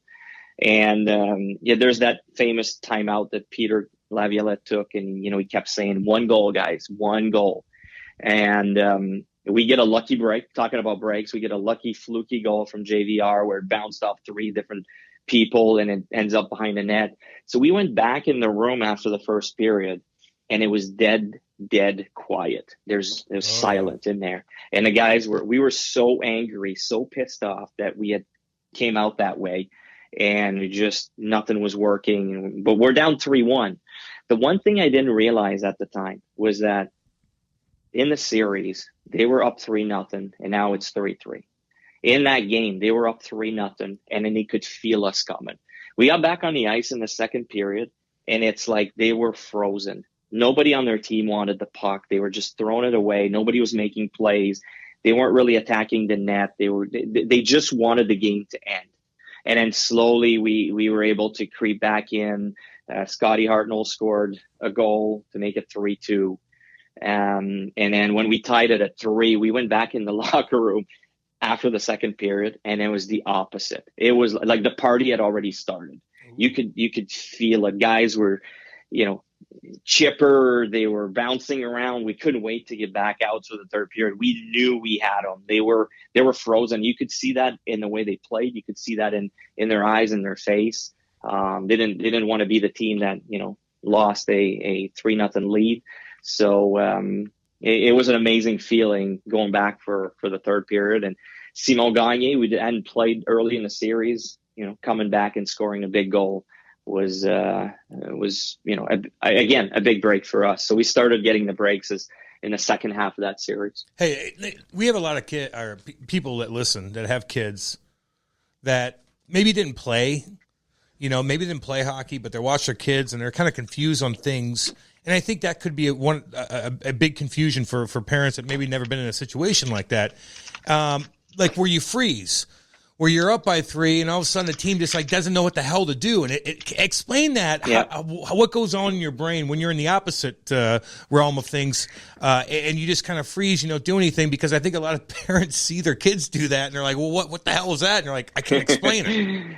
Yeah. Well, I think the first mistake we make is we put more pressure on them. So there's always a lot of pressure. Now, as a parent or as a coach, we start panicking and we put more pressure on the players, kids or adults, and it should be the opposite. You have to find a way to get them out of that mindset of, this is critical. You can't make a mistake. You got to bring them back to just, just play, just go out there, find a way to relax, so you can just play the game. But it's not an easy thing to do. We're all so competitive, right? Yeah. And you can feel when that's coming, and you want them to feel that urgency, where we should try to go the other way instead. Yeah, a few more questions for you, and we'll let you go, man. Yeah, you've been great. No, this is awesome. I love it. Hey, too, by the way, Jean-Claude. just to get in the playoffs, Jean-Claude. Just to get in the playoffs that year, you guys had to beat the Rangers and Henrik Lundqvist in a shootout. I think you were the first shooter to go in the shootout, and you score on Lundqvist. Like, come on, man. You know what's on the line. What were you really thinking? Like, were you able to, mentally, prepare yourself to take the shot, what you were going to do? Yeah. And how nervous were you, Jean-Claude? So that's a great question. It's a great leading up question to what you just talked about. So and I knew I was going to go in a shootout. I didn't know what order, but I assumed I was going. So when Peter tapped me, "You're going first," right away my thought was, "Oh shit! This is for a lot of money. The Flyers could lose a lot of money if we don't win this shootout." So it starts with me. So my brain started going in the wrong direction. I jumped on the ice. I took a few steps, and right away I was able to kind of gather myself and say, "All right, you know what? Okay, change the mindset right now. You gotta focus on what you have to do. Nothing else. There's nothing else that needs to happen here." And then I started looking down the ice, and I know now that Lundqvist was in the net, but I wasn't even seeing Lundqvist. I started focusing just on the netting part and telling myself, "You just got to get the puck to the netting. Get the puck to the netting." And then, I was so focused on that when it was time to go that I don't even remember. I mean, I'm sure I could find a clip somewhere, but I don't even remember if the crowd was standing on their feet screaming, or if they were quiet, or if they were sitting down, or I have no idea. It was basically, there's nobody else in the rink. It was me and the netting part, and that's all I had to get down to. But that takes a lot of practice. It takes a lot of conditioning to do. I probably would not have been able to do that earlier in my career and to change that mindset. Because you're right. At first, when I heard, "Okay, you're going," oh boy, the panic started. Yeah. The freezing part that we talked about earlier, it started coming on. Well, and I had to find a way to get away from that. Well, not to mention Henry Lundqvist is a beautiful man, and he's staring into your eyes. You're like, what do I do? And he's like, you get transformed, and all of a sudden you can't make a move. But did you ever go through? So you talked about the mental side, just like we talked about, and when you're down by 3 or you're up 3 going in the second, and you're like, we're frozen. You're doing a penalty shot, and you're like, I just focus. All the fans, they're gone. Everybody's gone. I see a netting. How do you get there, though? Did you go to a sports psychiatrist? Did you think about it? It was Hugo. Oh, big Hugo's like, "What's up? I'm the strongest." Hugo, we're going to work on this today. You know what I mean, though? I have to tell you, Hugo would tell me. So when we train, Hugo would tell me, "You know what? Pain doesn't exist. You'll know when you're done, when your body shuts down." That was his mindset. So it was tough to get to. I didn't get there very often, I can tell you that much. But that was Hugo, the psychologist. That was his mindset. Yeah. But you know what I mean, though? How do you? But yeah, no. A lot of people have trouble totally doing that stuff. Oh, they'd freeze. Stage fright. So what we were talking about earlier, when I said, early in my career, how I struggled and didn't have the right attitude. Someone on the Phoenix Coyotes sent me to see a sports psychologist at the time. And back then, we're talking about 1998, 1999 range. Sports psychologist, it was a very taboo discussion. Nobody mentioned it. It was seen, if you worked with a sports psychologist, you had problems, you had issues. Right. So I started working with someone who made me realize, that it was more about giving me the tools to go through what I was going through. And like I said, never faced adversity before, and, kind of reshaped my mind to doing the right things and preparing myself and all that stuff. And as time went on, we started talking about pressure and, how to handle pressure and how to be successful when the game is on the line. So that's the kind of stuff that as I worked more and more with a sports psychologist that we started talking about. And it certainly became very important in that moment, in the last game of the regular season against the Rangers. Okay. So you recommend that then? Yeah. I mean, hell yeah. Absolutely. Well, I believe in it. And, I think you have to believe in it. If you don't think it's going to help you, it's going to be tough to make strides. Yeah, I get that. But I believe it helped me. And I think it went a long way. I was laughing at the video when Laviolette and like Tony Granato were like going at it, and like you got like Chief in the middle. Like Chief could just like reach around. Chief's like, get on with yourself, and grab Tony, and then grab Dan Bilesma. Yeah, get on and with like yourself. Both at once, like each one hand, one guy in each hand. What was Chief like as an assistant? Like, did you see him moving on to have this type of career where you got to look at it right now? He's considered one of the top coaches in the league for sure. Yep, I remember one year telling Paul Holmgren that I thought, Chief was the key. And keep him around no matter what you do. Like he's a real deal. He's going to be a good coach. So I wasn't surprised at all to see him having so much success and to be able to do what he did with the Blues when they won the Cup, to rally them or how they rallied around him. I could totally see that. He's one of the greatest guy you wouldn't want to play through anything for him. That's how he was with us, and I had early on a lot of respect for him. Okay, you go to Colorado. People may not remember this either. Now I got a few more. Andrew here remembers for you. everything, by the way. Patrick Waugh was your coach. Oh, Nathan McKinnon was a rookie. Little guy. Okay, so what were you thinking about McKinnon? Like, was he a respectful kid when he first came in? Did you know, like, okay, future Hart Trophy candidate, like he's that good? And what was Patty Waugh like with you? Did you get along with him as a coach? Yeah, so Nate coming in, it was Nate McKinnon's second year in the NHL. Second year. First year went great. Yeah, he had was he Rookie of the Year his first year? Yeah, he won the Calder, yeah. He won the Calder, right? And everybody expected him to score 40 that year, and he came in and we struggled as a team, and Nate struggled. There was a lot of pressure building. So it was a really tough year for him. You could see he had all the tools. The skating, such a powerful skater, and he could shoot it. It was a matter of time, but that year was a really tough one for him. Mm-hmm. I talked about how early on in my career I needed to learn some things. I think it was a very good year for Nate. He had a lot to learn on how to handle himself. And I believe it made him probably a better player today than he was, or that he would have been if everything would have just kept being easy for him. So it's a pretty amazing how far he's come and how dominant he is now as a player. So really proud of him. And then Patrick, like I said, it was a tough year. I really enjoyed him. A lot of players did. Patrick I would say he's a player's coach. He's there with you, and he shows you the passion that you see behind the bench is what he shows his players. And that's why most of his players like him. There's always players that are not going to, you can't have, 25 guys loving the coach. But one thing I really appreciated with Patrick towards me was that, I was at the end of my career. It was getting tougher.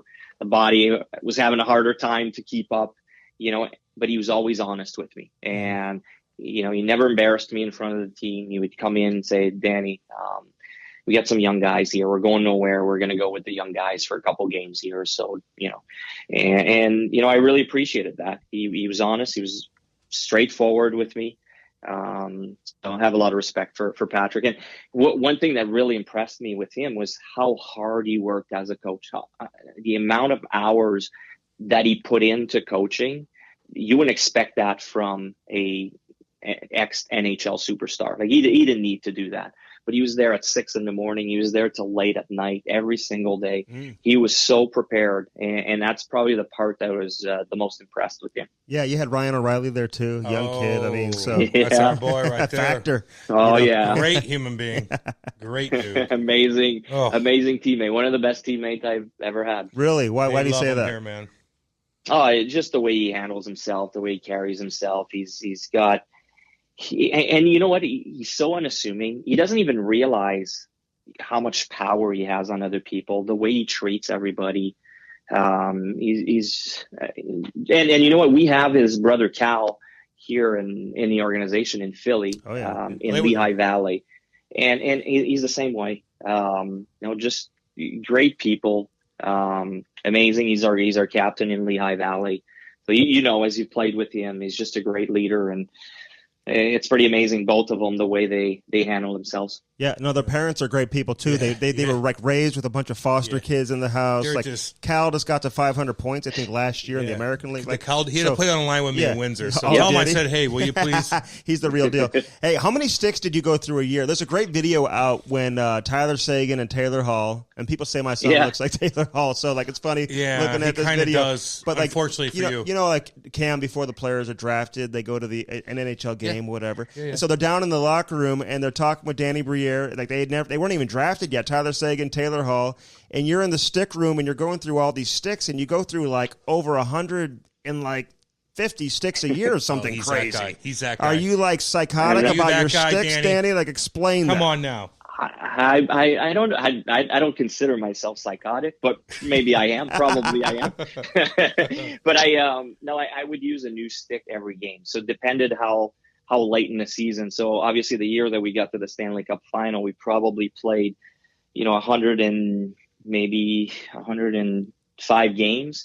And then you have to think you probably break, I wasn't very strong, but I'd still break maybe 15 to 20 sticks. So on an average during a season, it'd be between 100 and 125 sticks that I would go through. And the reason why was my sticks were very, very whippy. Yeah. I used a very low flex, and so my sticks were not very strong. Same thing with the blade. So I was used to playing with wood stick. So when they came up with the one-piece stick and the one-piece blade, I had a hard time adjusting as well because the blade was too stiff. Yeah. So they made me a special blade that was very super soft. But the problem with that is, it doesn't last very long. So I would use a new stick every game. That was the reason why. And you can see in that video, I think we talk about flex and the whippiness of the blade and how I would use that to bring some velocity on my shot. Those two-piece sticks. Can I ask you about your wife, Misha? She's like a flight surgeon in the Air Force. Oh, she was. What? No, she looks like an actress out of Top Gun or something. I mean, it's like, wow. Like in the Air Force, this is like amazing that she would even get to the Air Force. Seems like an incredible. I was in Navy, by the way, Andy, no, she was in the Air Force. I know, but Top Gun. Yeah. Oh, it's all good. Well, she's very talented. What's she doing now, and how proud are you of her, man? Like, I mean, that's a pretty impressive accment for her to do what she's doing. Big time. Misha. Yeah. So she was a flight surgeon in the Air Force, basically wherever a squadron she was with the F-15s. So if these guys get deployed, she was their doctor on the road. So when, if they end up in Afghanistan or the UAE or wherever, she would fly with them. She didn't have to go into battle, but she would be on base while these guys would go and do their work. So, pretty amazing stuff. She had to go up in the fighter jets quite a bit to know what her pilots were going through. And the best way to explain it is Top Gun. You've seen the movie, The Doctor in there. That's kind of what her role was. She's separated now. She separated from the Air Force about 3 years ago, and she's doing her residency in internal medicine she can here do in Philadelphia. Yeah, she'll be able to get a job doing anything. So now she's she's been dealing with COVID patients for the last 2 years. Oh, God. So I guess the timing was pretty amazing. Yeah, she's more important than all of us. And what's amazing is sometimes we'll go out to different events. I'll be invited to an event, a charity event, as a celebrity event for representing the Flyers, and we get there and she's around, and at first they'll ask me questions on how it was to play hockey and all that, and all of a sudden someone will risk and take a chance and ask her, well, what do you do? And then all of a sudden, it's like, I don't exist anymore. I'm completely nobody cares that I'm there. No, so I'm, tossed to the side, and all the questions are for her. So it's actually pretty amazing. It makes me laugh every time. Well, we're getting her on next. By the way, did you know? Most of the wives are like, "What do you mean? What do I do?" My son, my husband made $75 million in the show. My wife's a badass, and let's be honest. I know, I love that, and she'll save your life too. Hey, I do want to ask you, because you interviewed for the Montreal GM job, and listen, now you're hired on as an advisor or an assistant to the general manager, whatever your exact title. You can tell us what it is. But that experience going through the interview process with Montreal, how do you look back on that? It was an amazing experience. First of all, just to be mentioned, I didn't know. It's not like I applied for the job. They reached out to me and said, would you be willing to interview for this job? So, there's reasons for it too. I mean, we all understand that in Montreal, they were looking for someone that can speak French, yes, as well. So that limited a lot of the field. So that was an advantage, but it was just an honor to be mentioned and to be considered for that job. And then all of a sudden, I'm thinking, all right, I'll go for the the interview and go through it and see what it's like and prepare and all that. And then all of a sudden, they called back to see if I wanted to. If I had time to come and see them and spend more time with them for the second round of interview. And that's when I started realizing that it was a lot more serious than I expected. I put in a lot of time to prepare for it. Mm-hmm. It was simply amazing to go through it, to learn a lot, because I'd never been through something as intense as far as an interview goes. And it forced me to start thinking a little outside the box and to come up with some different ideas. And I was runner up, no shame in that. And, lucky enough that a couple of weeks later, Chuck Fletcher approached me to increase my role within the Flyers organization. So now it's special assistant to the GM. And I'll be very lucky that I'll be involved with all the decisions moving forward, from free agency to the draft to the trade deadline. So I feel very fortunate. Yeah, I love that. You should have told Jeff Gorton, by the way, who we had on. Great guy. You should have told him you wanted to coach. Yeah. Not GM. You wanted to be the coach. Yeah. I guess they like small French hockey. Yeah, who are damn good too. So there's nothing wrong with that. Hey, I got to ask you though, because we had Bobby Clark on a few weeks ago. I'm just curious how that went over, like on the inside with Philadelphia, because. We just asked him about Ron Hextall. I didn't know how he was going to. We had Hexy on too. Well, because he was like praising Hextall as a teammate, as a player, and then I just said, "Well, hey, did he deserve to get fired as GM?" And then, the rest is history. He just unleashed. Yeah. What was the reaction? It wasn't Andy's fault. What was the reaction behind closed doors in Philly? Were people like taken aback? Were they surprised, or did they kind of see that coming? Bobby Clark is the man in this area for everything that he's done in the organization. So nobody doubts anything that he says. So there wasn't much talk. I mean, for us, I think it made a bigger splash elsewhere than it did within the organization here. There you go. That's a great answer. That sounds like a special assistant to the GM right there. I like that. I like that. You're on the team right now. You're on our team too, man. Yeah, man. Listen, we love it. Danny Jean-Claude Van Damme Briere. That's what it is. Hey, what a career. And I hope the family's doing great. I know you had like some kids that were playing. I think a son right now is like a video coach or something right now with the East Coast team. So you got everybody doing their thing. Yeah, man. Good for you. All the best to you, Dan. I hope I run into you sometime soon. I know you're out scouting games and doing stuff. So let us know if you come to St. Louis or you're at a Blues game, home or road. Definitely. You got a great reputation among everybody, just so you know, man. I don't say it to many guys, but you really do. So much better than Cam's. Way better than I got a weird one.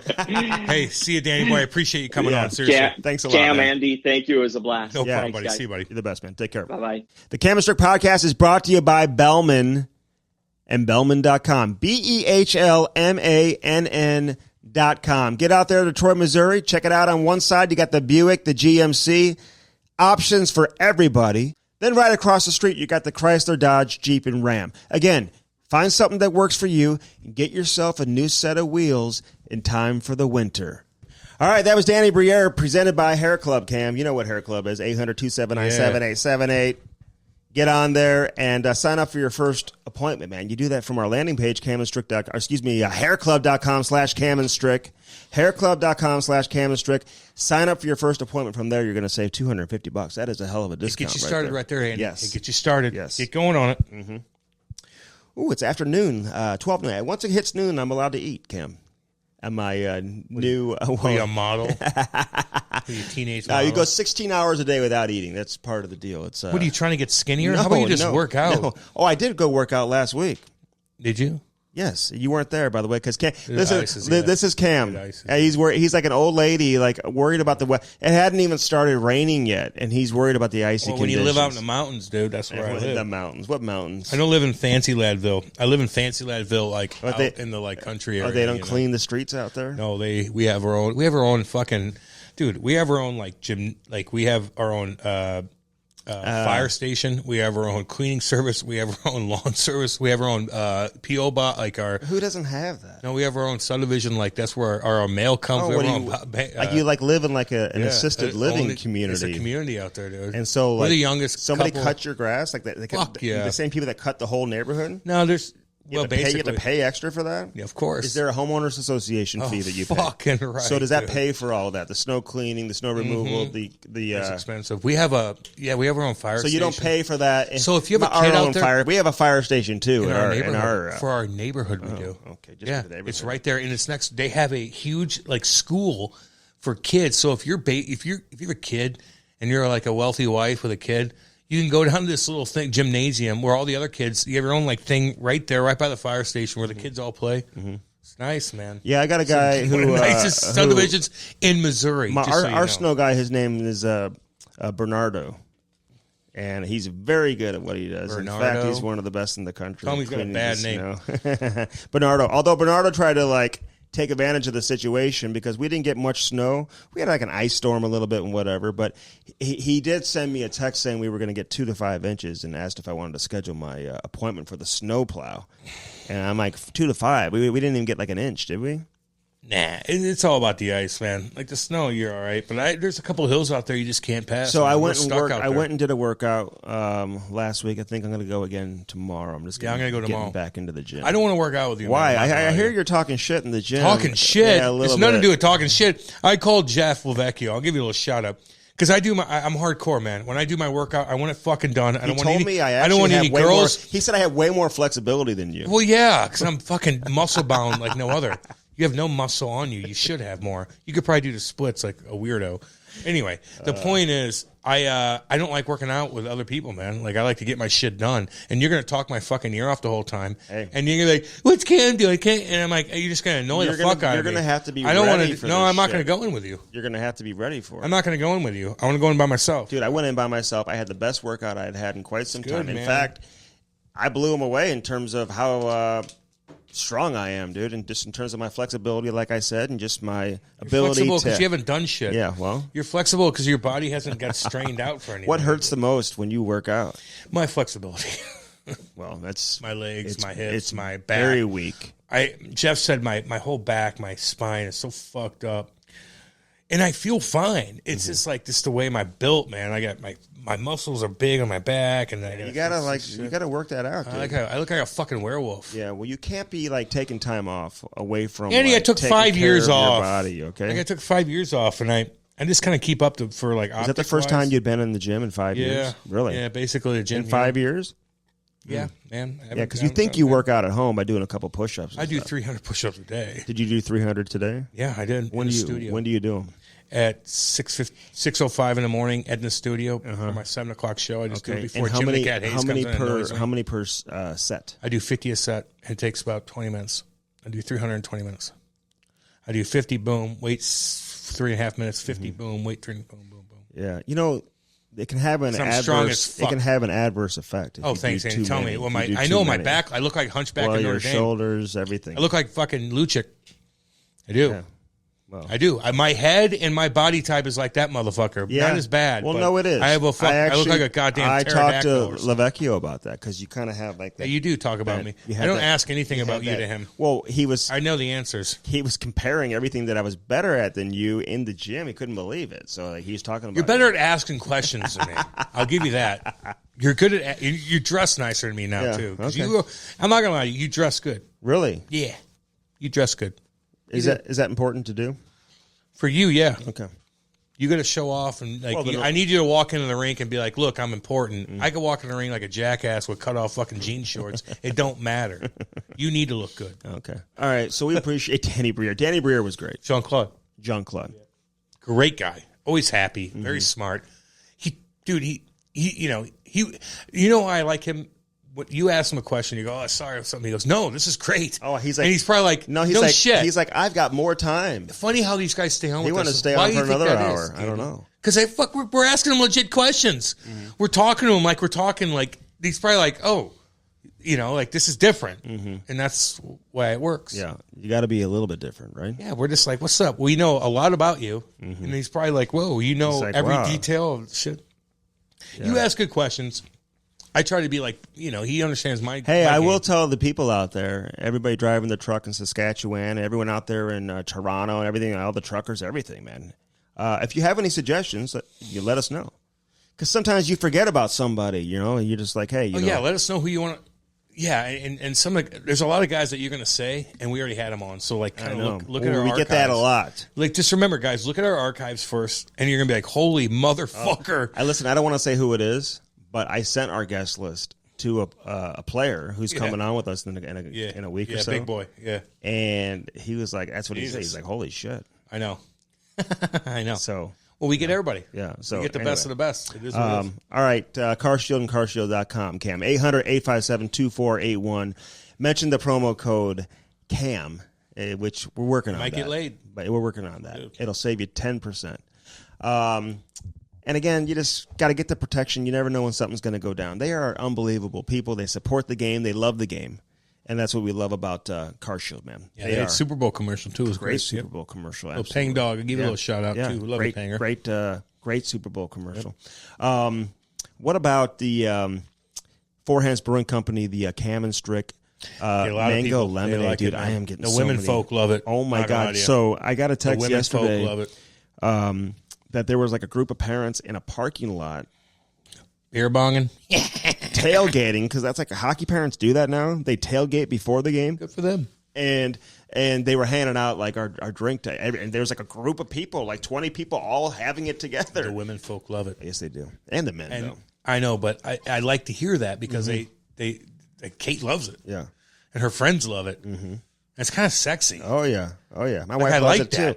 And I like when women like and things. my daughter had a soccer game last night. We brought a couple to the game, and it's just like you just chill. Dude, it's good. It is good, man. Goddamn right. I did a good job on that, didn't I? You didn't do shit. The taste testing and all that. You didn't do shit. I was with you the whole fucking time. Mm-hmm. And I told you what the people would like. They want a blueberry in that mug, and I said, let's get some we mango. Changed that. Mango lemonade. Let's get some mango lemonade going. Makes sense, Yeah, dude. What do you know about mango and lemonade? Anything? Well, they bang each other. They're sexy, and I want them to reproduce. And yeah. I mean, how much talent with that? Fuck. I mean, I watch. We've had some great guests on who had like Hall of Fame and like incredible, like these legendary guys got payments. Genetics, man. Our parents, I should say. We want them just to like be bunny rabbits, or Genghis Khan. Imagine being that kid, like the advantage that kid would have. We're supposed to be related to Genghis Khan, all of us. For some reason. Kid, that'd be amazing stuff. Yeah, 100%. Hey, although you're the outlier. Is everything okay with Joe Rogan? By the way, I meant to ask you that. You listen to the he's all good, man. He's making $100 million a year. He's in the clear, or he's making a ton of money. He's making more than that. 100. He's making a fuck ton. Doing of money. Like a podcast. Listen, he's a fucking guy that did Fear Factor or whatever. It's like, hey, eat his tarantula. Yeah, but how did he get to that point? He's a comedian. He says stupid things. He said the N-bomb, and he fucked up on that. And if Spotify wants to take that out, I don't give a fuck. You don't throw. But he's a comedian, man. You got to look. Now, he doesn't make me laugh. What do you mean? He was like a professional comedian? He's a fucking professional comedian. Stand-up goddamn. Before he started doing like UFC and all that? Goddamn stand-up comedian, which is the most difficult thing in the world. And they're hardcore, man. Mm-hmm. And he did say some stupid things on the podcast. Oh, that's where he did it? No, he did it on a podcast where he's just like, look, like this is, if you take him seriously, about COVID shit, then fuck you. Read your own, do your own goddamn homework. I know. Here's why I like Joe Rogan. And I didn't even think he was funny. I never was like into him, but he got these guys on that I like Graham Hancock, who talks about fucking life before the fucking the big freeze 12,000 years ago. And I knew Graham Hancock, and all of a sudden I see him popped up on YouTube, and Joe Rogan's interviewing him. And I'm like, oh shit, Joe Rogan interviews fucking hardcore guys that talk about fucking Atlantis and aliens and shit. And I'm like, oh, this is interesting. Yeah. So, and then I listen to Joe Rogan, and what me and you do now is like, he keeps conversations going. And so that's why I like him. If Joe Rogan's talking about COVID, I'm like, whatever. But if he has a scientist on saying something, I'm like, oh, it's interesting. Yeah. And then you fucking take it with a grain of salt, and you do your own homework on it, and decide what the fuck you want to do, how you want to feel, what you want to believe, or just listen to CNN all goddamn day, or listen to little fuckboy Brian Stelter that's like, "Hi, I'm what's good for you." Listen, fuck him, fuck Fox, fuck all of them. Oh yeah, do your own homework. Listen to this guy, and then listen to that guy, and then listen to that guy, that guy, that guy, that guy, that woman, and then do your own fucking research on it, and be like, make your own opinion on it. What about the Better Business Bureau? What's your opinion of that? That's exactly what they do. They get opinions on everything. And they make sure you guys know when you buy a hotel room, there ain't no fucking bed bugs in it. And you're like, bed bugs? I'm from Missouri. Well, fuck, are you from New York? Yeah. Go to New York City and talk about bed bugs then. Buying a car, or buying a car, mortgage, anything like that. Cell phone contract. How about saving goddamn money? How about that? That's what it is. Yeah.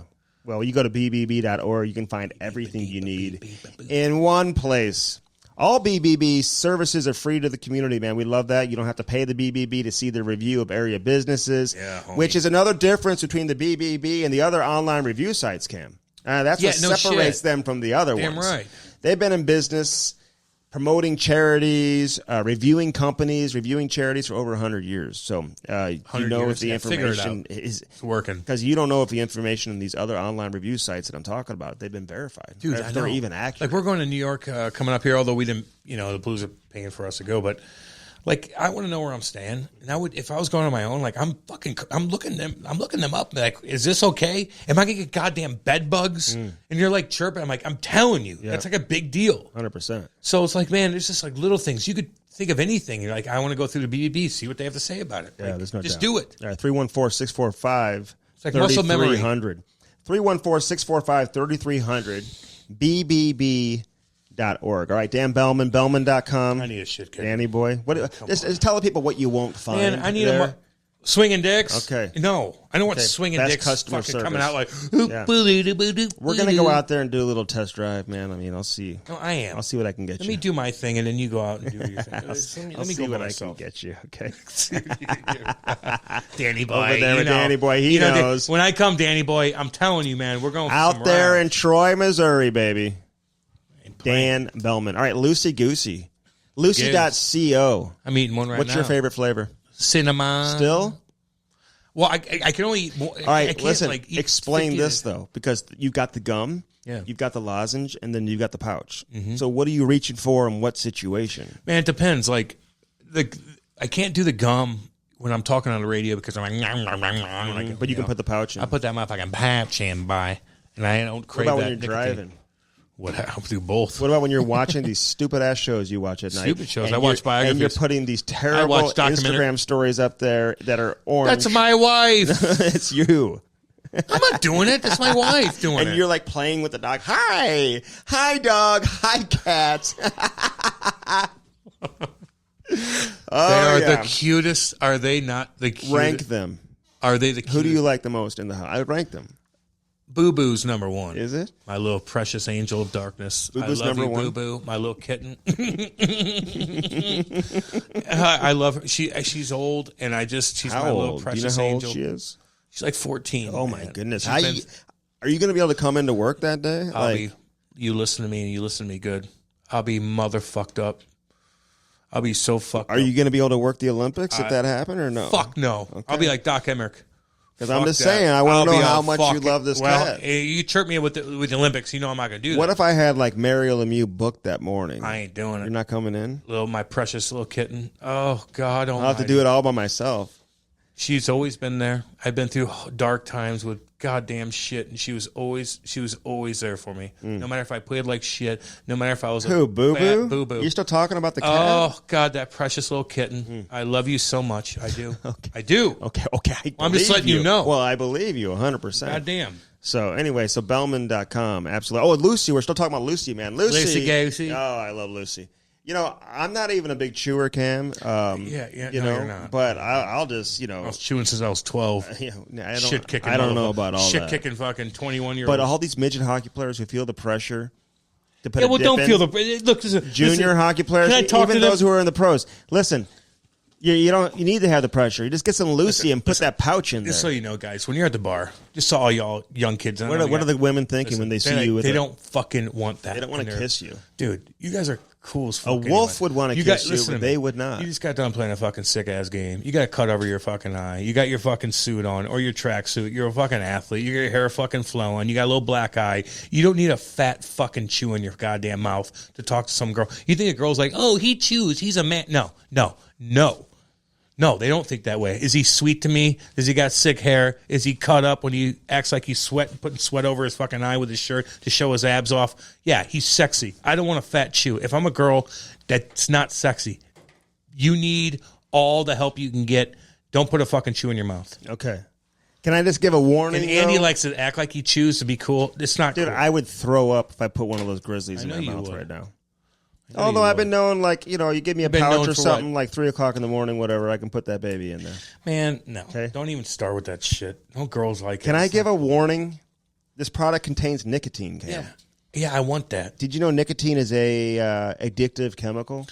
No, and tell me about being an addict. Right. So anybody out there, like if you're smoking cigarettes and stuff, I'm just telling you right now. I'm telling you. You just listen to me? Hey, if you talk to a chick that smokes cigs, you're like, I ain't talking. Oh my God. I don't care how. Like they actually smoke cigs. Like they have a pack at all times. Andy, I'm not talking. They smoke in the morning. I know. Like they wake up first thing in the morning and like light up their smoke. I ain't talking to you. It ain't hot. You need some Lucy.co. You need some Lucy Goosey. I'm telling you. I mean, what's your favorite flavor again? Cinnamon. Why is that? I'm just curious why that's your favorite. My breath smell good, man. My breath's fucking stinking. The stupid ass fucking chew I have in my mouth. That is your favorite flavor, man. Cinnamon. They got a lot of different flavors, though. Again, the lozenges, the pouches, and the gum. So when do you do the lozenge? Andy, I don't goddamn know. Look, I use it all goddamn day. No, tell me when you use the lozenge. What? I do in the shower. Okay. Now, that's actually the perfect place to use it. In a motherfucking shower. Mm-hmm. That's a good one. Yeah. Thank you. What about when you're watching like the 1700s? 1721. What is it? 1700. What you mean when like your TV show you watch? Like when the U.S. like separated? From, no, I know. Well, and like a bunch of farmers shit kicked motherfuckers. Dude, I know. Remember that? I know. A bunch of fucking farmers were like, wait a minute. Wait a minute. Like, what are we doing here? Yeah. John Adams is like, wait, what happened now? Get on with yourself. Samuel Adams, by the way. Yeah, dude, my tree is starting to come. Yesterday got a little bit surprised with the weather, so it's starting to sprout. Spring's. That's when you know spring's around the corner. Man, the moon was so bright the other night. When my tree starts talking to me, I was barbecuing, dude. I had the windows open. Your trees out there talk to you? Because like mine do, dude. They talk. They speak to me. You ain't got shit going on. You live in a subdivision that's somewhat wealthy, and you could drive to your kid's fucking thing right there. I live out in the middle of fucking nowhere, baby. Lewis and Clark were out there doing their thing back in the fucking early 1800s. Yeah. That's where, if I dug up a fucking pool in my backyard, I'd find trinkets. Would you want a swimming pool in your house? Yeah. Would you? Yeah. So I got a guy who's doing that right now. A couple $100,000 on that. Would you? Yep, I would. I have a big backyard. Yeah. I want to put a fucking shit kicker in there. I know the guy who's... And I'll have the buys out there fucking jamming out. He's doing Krug's house right now. Did some other ones. I'll be tan as fuck. We may have to get him on as a sponsor, dude. Who? My pool guy. And there'll be trinkets. If you go to my backyard, but you dig shit up, Lewis and Clark's little fucking... Only one of us can get the pool, so you may have to come over. Although they don't let you do pools in your neighborhood. Yeah, they do. Do they? Yeah, you have to be 100 feet away from the golf course, and I got plenty of room, homie. Is there? Goddamn right. Okay. My backyard's actually Have you started big. golfing yet? Fuck no. Okay. Snow on the ground. No, I know. I'm looking to actually... I might get some lessons. You don't know shit about golf. Well, you can just tell already you don't know because there's snow on the ground. You don't golf with snow on the ground, dude. You just don't. This has been episode number 174. with Jean-Claude. Jean-Claude. What's Danny up? Briere. I love he's him. a cool-ass dude. Great hair, too. Oh, super skilled. Another one of these Quebec legends, man. And don't fuck with him. He's in a great spot there. He's going to help turn that thing around there in Philly. He's got some work to do. He's got work to do. They may have to make a couple more changes, whatever, but he knows what he's got to do, and he's going to do it too. So we appreciate everybody for joining us, all our sponsors, all the support, everybody out there. This has been the Cam Strick Podcast presented by Hair Club and hairclub.com, baby. Yeah. CamStrick.com. Go there.